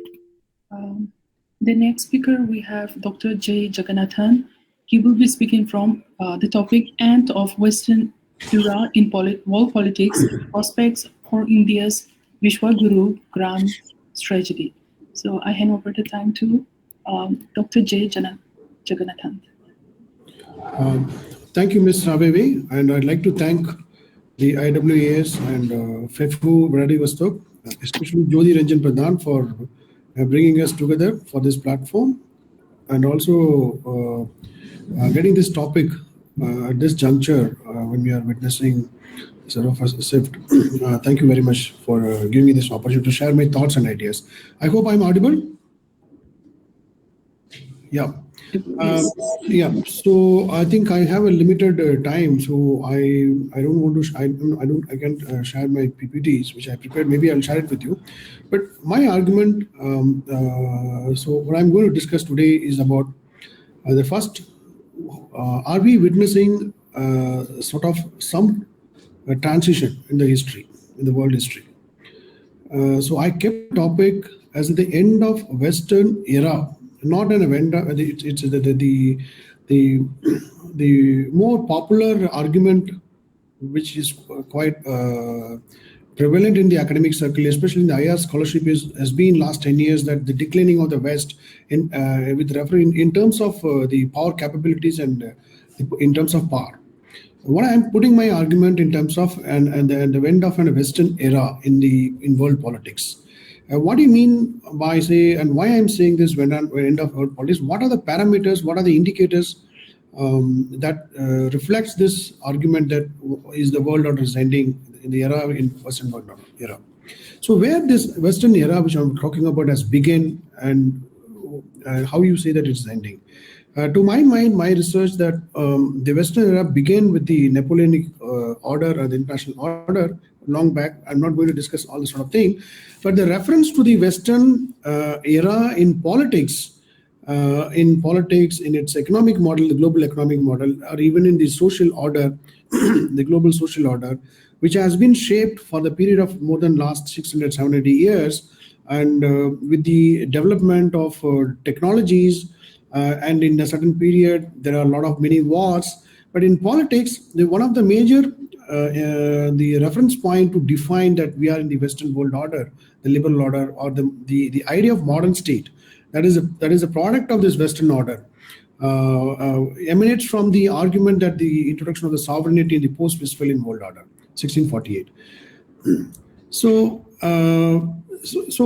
are we witnessing this end of this thing, this order? So we have been talking about the unipolarity, multipolarity. What I'm seeing is that there is a sort of a clash or conflict or sort of an incompatibility which has been emerging, and these are the signs that the economic crisis, the euro crisis, the economic crisis, then followed by the Russia-Ukraine war, which is quite unexpected and a surprise for many of the higher scholarship. These are the symptoms and signs of this, the continuity of that we are witnessing. So the first argument which I would like to share is that in the political space and in politics, when you discuss about this world politics, is such that there is a sort of a transition that we are facing. It is about the incompatibility between the two orders which are parallelly emerging with the rise of China, or I would say with the rise of China and emerging of India from the so-called the South, or from the Asia, and the sort of a declining at the fall of the Western political order in the West. So in terms of the argument, the common prevalent argument from the Western IR perspective is that they see that it is a changing of the liberal order. The Western order is being defined as a liberal order, or in terms of the ideological, like in Cold War you had the liberal order versus the authoritarian and communist order. Now it is again the argument come back, the liberal order versus the authoritarian order. What I see is that it is a liberal order versus the pluralistic order which is emerging. When you say the pluralistic order, it recognizes the norms. It is not about the liberal idea of one particular set of norms and value systems and the moral values in the international politics, trying to set or trying to become hegemonic over the other norms or values or systems. And that has been there. You could see in you define the American hegemony, being it an American hegemony or even the colonization process. The second point is how do you define it? The pluralistic order is trying to assert its own the values, the indigenous values and the norms. And that's what we see, that the rise of China and the emergence of India are seen as a not sort of exerting a hegemonic world order, hegemonic order in the international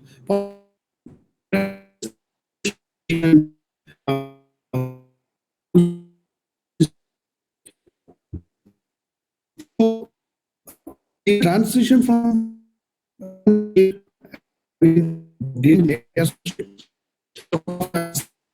that we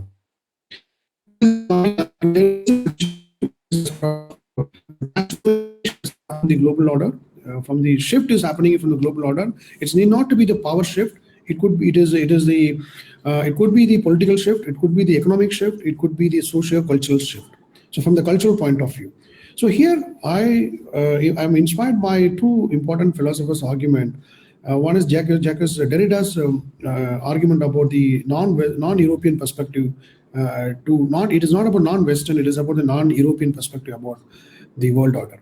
The European perspective, he argues, it is rooted in the European culture. It's based on the European culture and the race and other sort of identities, whereas the non-European European perspective is more of a pluralistic deconstruction of the European superior racial identity, which says that the European culture and European norms are the most superior than anything else. I'll give an example of the idea of democracy, where the Europe has been setting the standards for the democratic norms and democracies, and defines democracy in many terms. But whereas what you see from the in China has been challenging this Western the definition of democracy or the characteristics of democracy, and India is recently it's trying to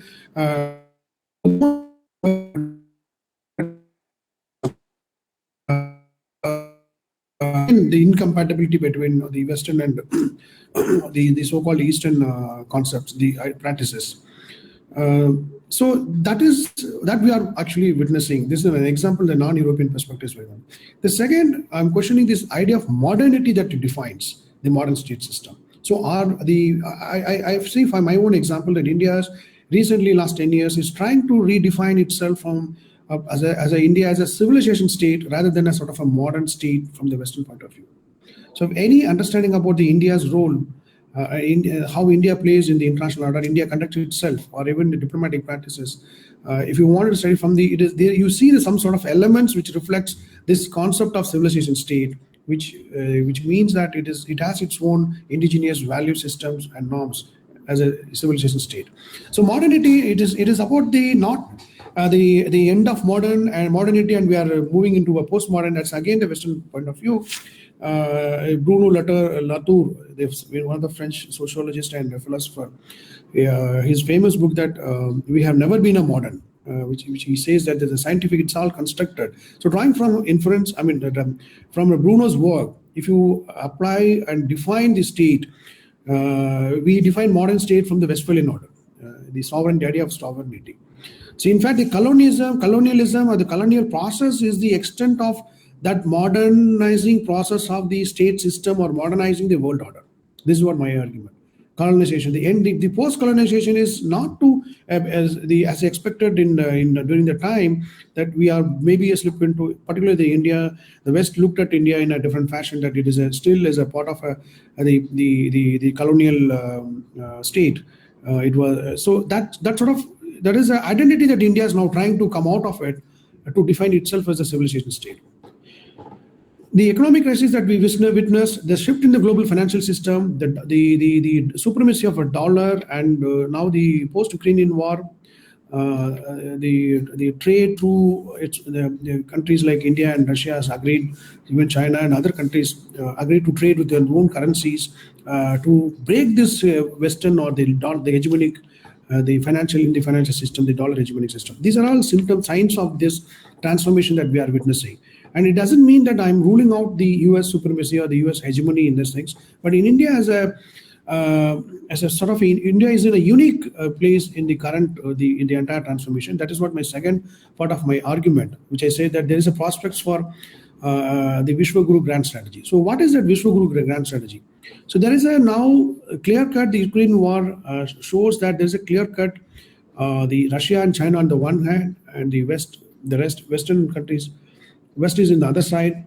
Even the West, there's a lot of differences. The Americans are not, even the NATO is now again being revived. Once NATO was seen as more irrelevant to European politics, now with the Finland and Sweden joining NATO, it's the sort of the real classic realism, the real politic is back in European politics.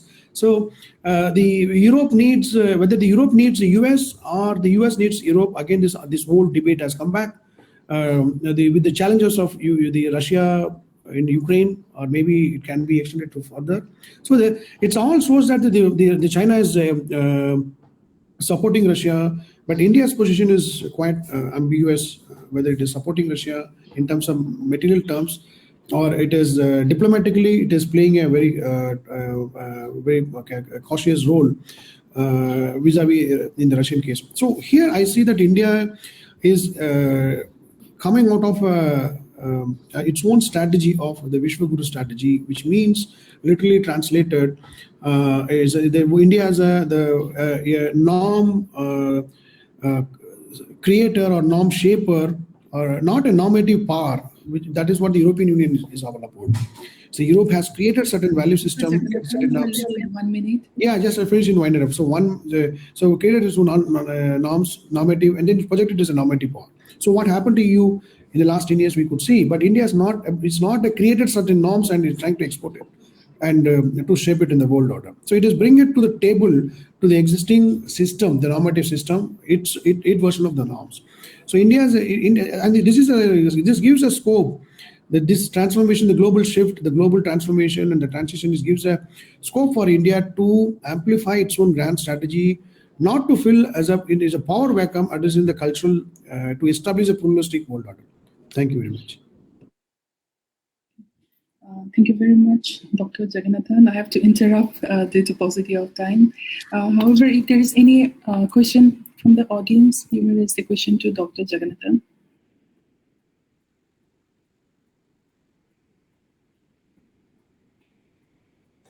If you allow me, just the question is actually maybe for Russian audience, I guess it's a very new concept actually. So maybe can you share with us, like for our further studies, what maybe articles, books, or scholars you would advise us to read actually about this grand strategy?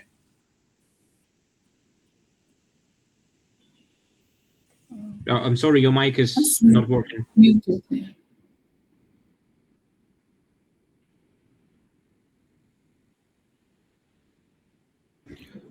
See, the idea of grand strategy of the Vishwaguru is a grand strategy. It is in the nascent stage. But the idea of promoting recently, the International Affairs carried a very interesting article. I can share it with you later on, which exactly dealt with to define what exactly the concept of Vishwaguru that India has been projecting to the world audience. So I would like to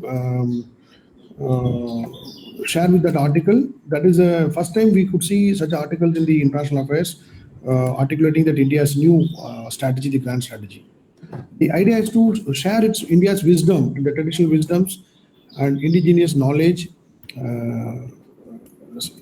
and applied in India's diplomacy. Thank you.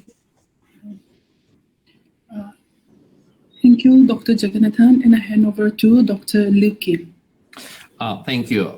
Actually, I would like now to introduce the final presenter from the FEFU side. This is Pham Thi Minh Huyen. She is an undergraduate student at my school, School of Regional International Studies, which is also Institute of Oriental Studies.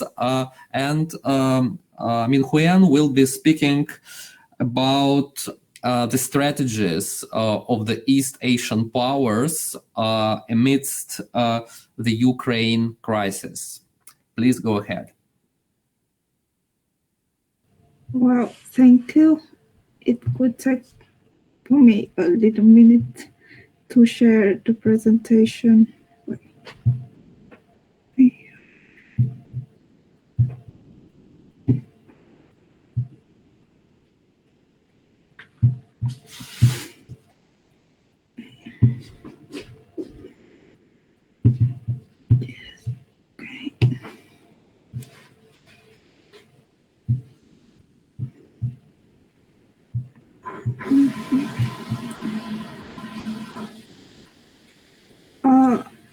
Is the presentation? Yes, we can see ready? it. Yes, yeah, it's okay. We can see it. Yep. Well, thank you very much. Well, firstly, I would like to express my gratitude to the audience, and it's my pleasure to perform in this conference. My name is Huyen Pham. I'm a third-year student at Far Eastern Federal University. My supervisor is Mr. Artyom Lukin, Associate Professor, PhD in Political Science. And today I would like to present the topic, Impacts of the Situation in Ukraine on the Security of Asian-Pacific Region. The presentation consists of 5 parts, in particular, flexible diplomacy, Japan and national security strategy, the Republic of Korea, and strategy for a free, peaceful, and prosperous Indo-Pacific region, Socialist Republic of Vietnam, and unwavering diplomacy principles, and a conclusion. Well, Flexible diplomacy aims at pursuing states' national interests while maintaining peace and stability for the existence and economic development in two main directions. The first direction was generated by Thailand, the only country in Southeast Asia that did not suffer Western colonization. It considers that a state should create and maintain counterbalance of influence from antipodal great powers to maintain peace, security, stability, its existence, and economic growth.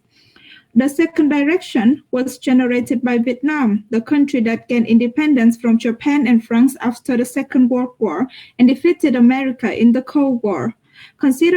It considers that a state should advocate peaceful dispute settlement, not ally with any country against another country, and maintain international peace, stability to pursue national interests and economic development. Turning to Japan and its national security strategy, on December 16, 2022, Japan issues its new national security strategy along with two other significant defense documents. Not only did the strategy introduce the concept of free and open international order, the enlargement of free and open Indo-Pacific, it also considered that Russia, China, and North Korea's military activities are security challenges. Japan has orthodox words but paradoxical actions in relation with Russia. According to Japan's strategy, Russian military activities have shaken the very foundation of the international orders, and Russian activities and its strategic coordination with China are strong security concerns. And despite adhering to Western sanctions against Russia, Japan still keeps stakes in oil and gas projects in Sakhalin, Russia. Even the Prime Minister of Japan stated that reopening negotiations with Moscow on the resumption of people-to-people exchanges and projects in the four southernmost Korean islands is one of the top priorities of Japan-Russia relations going forward. Turning to the Republic of Korea. On December 28, 2022, Korea issued its first strategy for a free, peaceful, and prosperous Indo-Pacific region, which provide additional perspectives of peace and prosperity to the prominent concept of free and open Indo-Pacific. And it considered China as a key partner, North Korea's nuclear program as a security challenge, and Russia's special operation in Ukraine, a violation of the UN Charter and international laws. But Korea did not consider Russia as a security challenge. And since March 2022, Korea has joined economic sanctions, but refrained from introducing personal restrictions against Russia. It has refused to send arms to Ukraine too. And there is no anti-Russian sentiment in the Republic of Korea, despite the one-sidedness of the local media in covering Russian topics. And humanitarian and cultural cooperation between countries continues. Turning to Vietnam. Vietnam has not wavered from the resolution of 13 Communist Party Congress, which provide a vision of regional and global peace and stability and general definition of opponents without considering any particular states as a security challenge. Regional and global peace and stability can be achieved through peaceful dispute settlement and veneration for UN Charter and international laws. Vietnam opponents are those who conspire and attempt to damage Vietnam's cause of national construction and defense, to overthrow the socialist regime, and to infringe upon its independence, sovereignty, and national interest. And Vietnam advocates neither joining any military alliances, signing with one country against another, giving any other country permission to set up military bases or U.S. territory to carry out military activities against other country, nor using force or threatening to use force in international relations. And on February 25th, 2022, just one day after the conflict in Ukraine started, Vietnam expressed its serious concern over the conflict and called for restraint on the part of all sides. And Vietnam also voted abstention twice in UNGA resolutions rejecting Russia's special operation and demanding the immediate withdrawal of Russian forces from Ukraine. It also voted against the UNGA resolution suspending Russia's membership in UN Human Rights Council in April 2022. And until now, Vietnam does not join any sanctions against Russia and continues to improve relations with Russia, despite its increased economic ties with Western countries. In February 2023, the Russian First Deputy Speaker of Federation Council visited Vietnam, and in April 2023, the Russian Deputy Prime Minister and his Vietnamese counterpart chaired the 24th meeting of the Russian-Vietnamese Intergovernmental Commission on Trade, Economic, Scientific, and Technical Cooperation in Hanoi, Vietnam. In conclusion, implementing the theory of flexible diplomacy in assessing the strategic decisions of the country, we can see that Japan, Korea, and Vietnam vigorously pursue their national interests, regional peace, stability, and security by maintaining the balance of great powers influence on them in their own way. Japan demonstrates its attempt to maintain balance more in practice than in words, while Korea and Vietnam try to create and sustain balance in both words and action.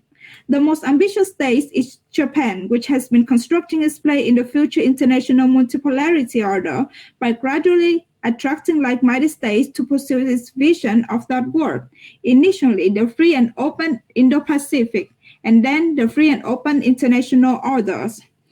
Korea, which has a quite similar vision with Japan, prepares its position by contributing universal and material values, while Vietnam is constantly pursuing its own principles in foreign affairs to catch up with other states and have an appropriate and more beneficial positions in the emerging international order.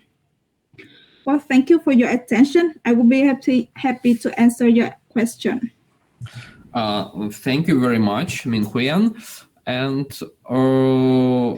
if you have any questions or comments, please raise your hands or just use your mic. Okay, Commodore Johnson, please. Thank you, Minh, for a wonderful presentation and I think a very balanced overview covering what is classically called the Western Pacific. But I think you have correctly brought in the attention not just of Vietnam, but of Japan and Korea. But my question is, because we talk in the global politics of, you mentioned about the war, you mentioned about Russia. So do these countries which were not classically considered great powers, Japan, Korea, Vietnam, and maybe others, will they now play an increasing order? Is the first part of the question. And how do you see India's relationship with these countries contributing to the world order? Mm-hmm. Well, thank you for your question. Could you please repeat the first part? So the first part was the role of Japan, Korea, and Vietnam, and maybe even some of the other players who are not considered great powers. Do you think they will be bigger factors in the emerging world order? Mm-hmm. Well, thank you for your question. Well, I understand your question about regarding the role of Japan, Korea, and Vietnam, and maybe other emerging economies and emerging powers, for example, India. Well, in my opinion, and regarding what I studied about the vision and strategies of those countries, I can say that they will play a bigger role in maintaining peace and stability of the Indo-Pacific region, because all of them will try to pursue diplomacy and dialogues, and they would try their best to reduce the possibility and the commencement of the potential armed conflict. And regarding the relation of India and with Japan, Korea, and Vietnam, well, according to what I learned and what I study about their strategy, I can say that those countries would be happy. They are always ready to cooperate with India, and they will welcome the role and the participants of India in maintaining peace and stability and security of the region. But however, I did not dig deep into the topics, but I can say that well, India and those countries will have more, will play a bigger role in maintaining peace and stability of the region. Thank you. Thank you very much. Thank you. Very, very clear answer, I guess. Okay. I think it's time to move on to our ultimate speaker on the list. Dr. Aveivey, over to you. So today, the final presenter is we have Mr. Amlan Dutta. He will be presenting a pertinent topic, Russia-Ukraine conflict, India's rejection of the Western binary construct. Mr. Dutta, the time is yours. Yeah, thank you. I hope I'm audible, if you can just confirm. Yes, you are. Okay, and I hope I'm loud and clear as well. At the very outset, I would like to thank FAFO Russia as well as IVAS India. And I also thank Jyoti, who was my student at the department in University of Delhi, for giving me this opportunity. Also, I'd like to congratulate all my fellow panelists from India. I wish you a very good afternoon, and the other panelists from Russia, very good evening. Now, the topic I've chosen actually is very, as Dr. Aveivey has mentioned, is very pertinent to understanding of like what India's role is in the current geopolitical events. I'm glad that the speakers before me, focused solely or mostly around what's happening with Russia, or maybe a bit about India. Now, I would like to take your focus on, I'd like to let's say that the current crisis in Ukraine, some call it a crisis, some call it a conflict, some call it a war. I call it a crisis or maybe even a conflict. I have stopped short of calling it a war. The current crisis or conflict in Ukraine has, or at least threatened to, shift the focus away from two equally urgent or important geopolitical conundrums. They are, one is the Taliban usurping power in Afghanistan. Second is China increasing its assertiveness in the Indo-Pacific and beyond. Now, one almost gets the feeling that, the timings of these events couldn't have been better scripted. But needless to say, all three of them, I would argue, are intertwined in a complex web of events where the major world players are looking to outmaneuver each other. For a country like India, because Prime Minister Narendra Modi has looked to continuously raise India's international profile as a major and responsible power in the region. Out of these three, India is a serious stakeholder in the Afghan equation, and of course the Indo-Pacific construct, Indo, of course, India. And even the Ukraine crisis has put the world's focus on India. So I have been reading a lot of Western scholars, some very prominent scholars. One particular gentleman caught my attention. His name is Derek Grossman. I am sure most of you must have heard his name. While writing for the Foreign Policy magazine, he said that in the Ukraine crisis or Russian invasion of Ukraine, Modi's multipolar moment has arrived. So Grossman sees India as the clear beneficiary of Russia's war. He says that by not condemning Russia or Russian aggression in Ukraine and refusing to toe the Western line in sanctioning Moscow, India has in fact elevated its global stature. He suggests that each of the major powers, from US to China to Russia, have been vying to have India on its side. Now, this sort of an assumption is not limited to Grossman. I think almost all the Western analysts have concluded with something along the same lines. But I argue that this is exactly where scholars like Grossman or other scholars of his ilk, fail to understand the basic objective of India's foreign policy.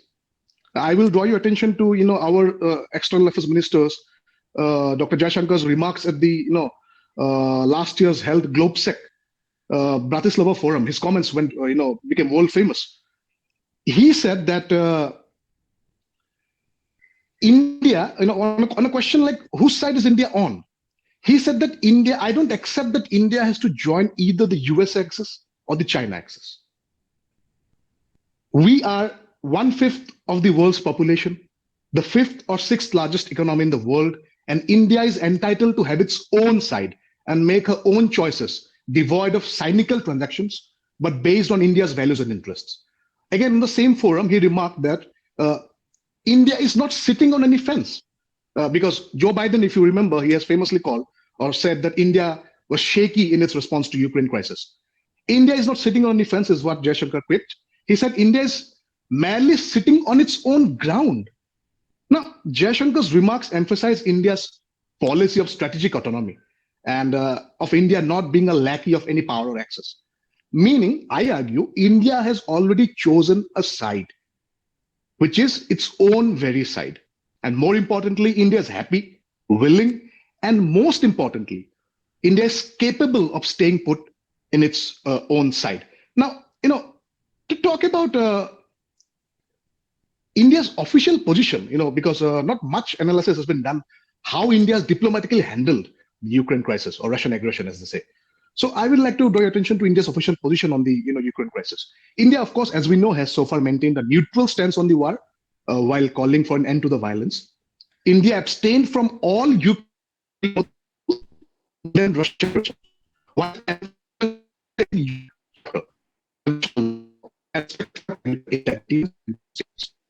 It's also a need for development on several occasions. So it also called for such image of violence but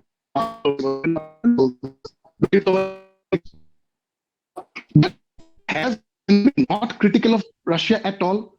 I would like to disagree. Let me clear. I mean, although India's posture today remains fundamentally consistent with worldviews in the face of Hungary, Czechoslovakia, 1968, 1999,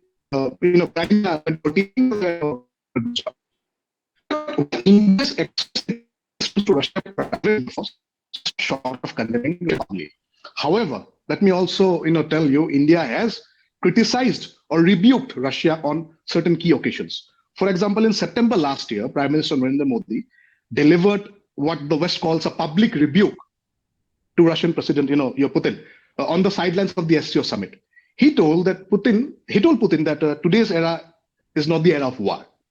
Now, my analysis of Western commentaries on this statement of Modi reveals that this comment was celebrated in the West as a well-deserved rebuke of Putin. Now, again, in April this year, India condemned in the UN the killings of civilians in Ukraine's Bucha and called for an independent probe in the killings. Now, of course, Ukraine on its part had blamed Russia for this mass killings. I'm not picking a side. I'm just quoting what's happened. So, but other than that, India has also condemned Russia's, raking up of the nuclear threat. So India has categorically stated that, of course, this is not the era of war, but you also cannot go nuclear because the world will end, of course. I mean, that's a very commonsensical. Now, contrast to this, I would like to draw attention to some data, facts, and figures. During this while, India has also deepened its ties with Russia. How? Let me tell you. Of course, the very famous, all of us know, purchase of Russian oil. To give you some data, from April to December 2022, Indian imports of Russian oil was 17.1% of India's total crude imports. Now compare it to just 0.2% during entire 2020-2021. So from 0.2%, the figure has gone up to 17.1%. That is India's own, crude oil imports. India has purchased oil over US $21 billion from Russia. Again, something very important, the concept of de-dollarization. Only day before yesterday, I was reading that India has signed up to Russia's SPFS system for banking transactions. Also on the Indian side, payments via our very useful RuPay cards and UPI will also take place. Again, just 2 days back, a 50-member strong Indian business delegation has visited Russia. So, whatever is happening on the diplomatic front, actual, the level of real politics or even economics, things are actually very different. India has increased trade. India has, gone up with its oil, and the concept of de-dollarization has been on the, has been on the higher ante for the month, 1 month or so. Now, moving on. So what is India's strategy? Now, this is where I like to focus on now. India's strategy, again, quoting Grossman, he used the term multipolar. So the only thing which Grossman or, commentators or scholars of his ilk get right is the use of the term multipolar. India indeed views the world as multipolar today. A lot has been said already, but let me elaborate. Now, instead of clinging to either pole of the binary world order, this is where I say India rejects the binary construct. I say India desires to be one of the poles itself. But then if India has categorically stated that India desires to be one of the poles, what explains the West's adamancy or incapability to understand India? Now, even this has been partly answered by Dr. Jash himself. He says, and again, this is very famous. This is a very famous lines I'm quoting. Somewhere Europe has to grow out of the mindset that Europe's problems are the world's problems, and but the world's problems are not Europe's problems, right? So this is exactly why I mentioned Afghanistan and the Indo-Pacific at the very, very outset. It is not to say that India desiring to be a globally recognized power shouldn't be concerned about what's happening in Ukraine, but to understand the fact that for India, a messy US withdrawal from Afghanistan and an ever-aggressive China lurking large on its borders are far greater challenges that cannot be met by choosing sides. India has to meet those challenges on its own strength. India doesn't have the joining Axis A, Axis B, or vice versa. Among many other things, India needs Russia to balance out China for its strategic interests in Afghanistan and Central Asia. India needs the US to cement its role in the Indo-Pacific and create a strong deterrence against China. India also needs to partner with China and Russia, let's say, in climate change politics, as well as limit Western dominance over the global financial system, which are called de-dollarization, which is already taking place actually. But again, it is also true that today India's strategic interest. Yeah, you are left with 1 minute. Pardon? You are left with. Okay, just give me a couple. Give me a couple, having the privilege of being the last speaker. Anyway, so so this is how I explain India's strategic interests. But let me also try to explain you what are the risks for India not condemning Russia. Okay, there has to be risks because Indian policymakers are aware of those risks. Neutrality positions India as allied. There's nothing called neutral. A country has attacked another country and you say neutral, of course you're choosing a side. That's very, very obvious. So there's nothing called neutrality is what I argue. But neutrality positions India as allied to the Russian state. This is what the West would like to believe. Now, it also exposes the inconsistency in India's commitment to protecting the rules-based order in the Indo-Pacific over that in Europe. At a time when its biggest international partners, economic and strategic, are both united in the determination to penalize Russia, as always, because they have been saying that if tomorrow, let's say China attacks you, how different an argument will you give? You cannot say that you're picking a side here, you're not picking a side there. So that is what the West is telling India. But most importantly, however, it remains unclear whether India's current efforts at befriending Russia by refusing to condemn its invasion will actually arrest the continuing drift towards stronger Sino-Russian ties. For we know that the more the war drags on, the deeper the relationship, the strategic relationship of China and Russia are going to be. In that scenario, how much leverage will India carry? Only time will tell. So because I have to cut short. And just last point, with the respect, because I told that India rejects the Western binary construct, with respect to the West questioning India's commitment to the international liberal order, I say that India does not view the Russia-Ukraine conflict as one between democracies and autocracies. No, it doesn't happen this way. Realpolitik doesn't work that way. India moves ahead as per its national interests. It does not, however, mean that India does not respect or value the liberal world order. In fact, the liberal international order provides India the best opportunity of rising as a global power.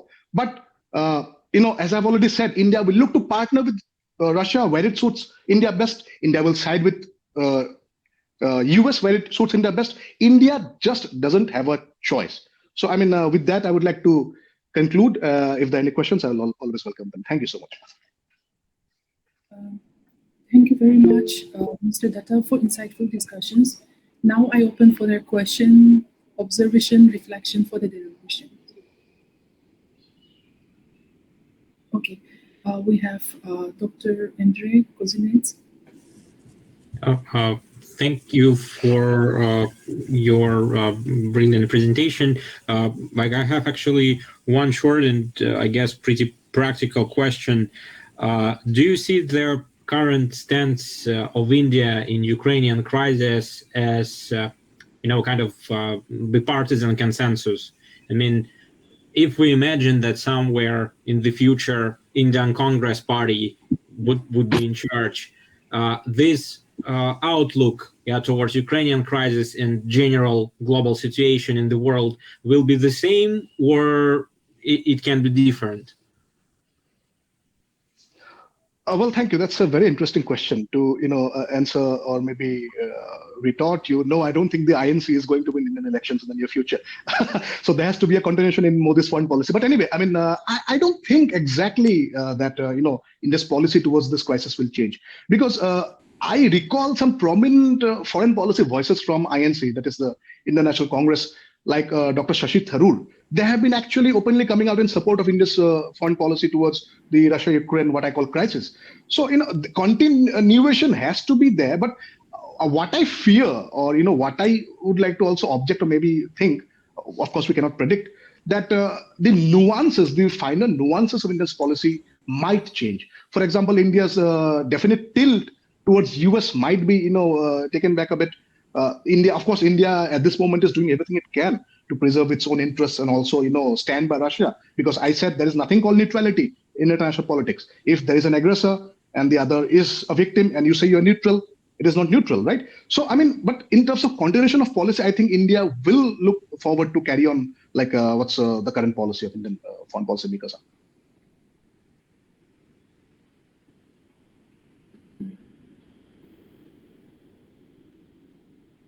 If there is anyone else.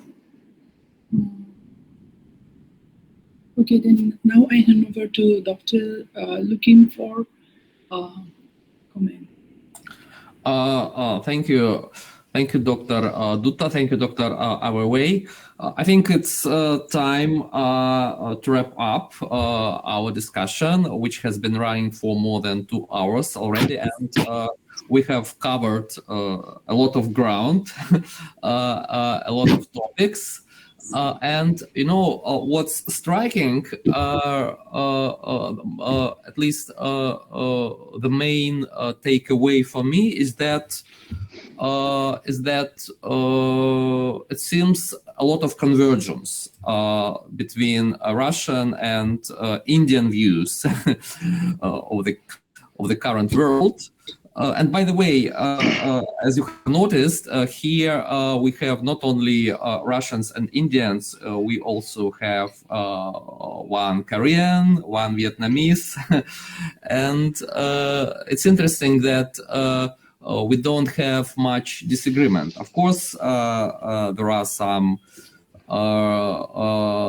issues for debate. But when it comes to really fundamental things, I think we are all very much on the same page.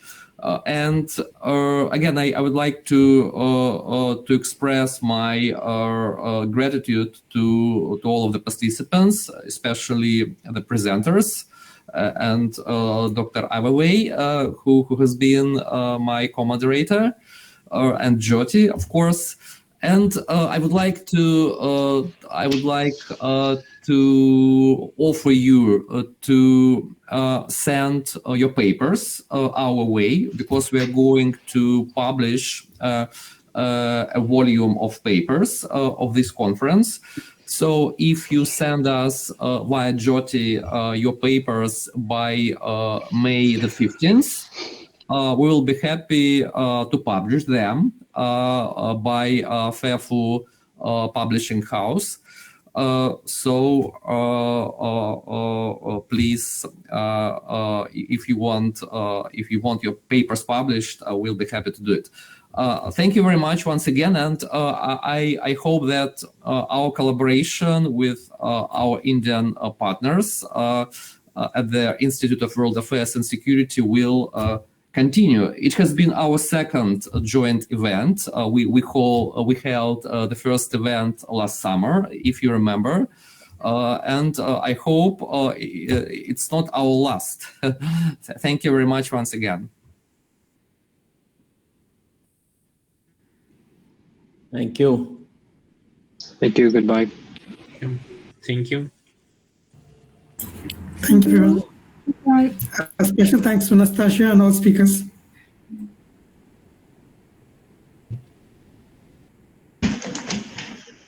Thank you all participants and have a great day. Thank you so much.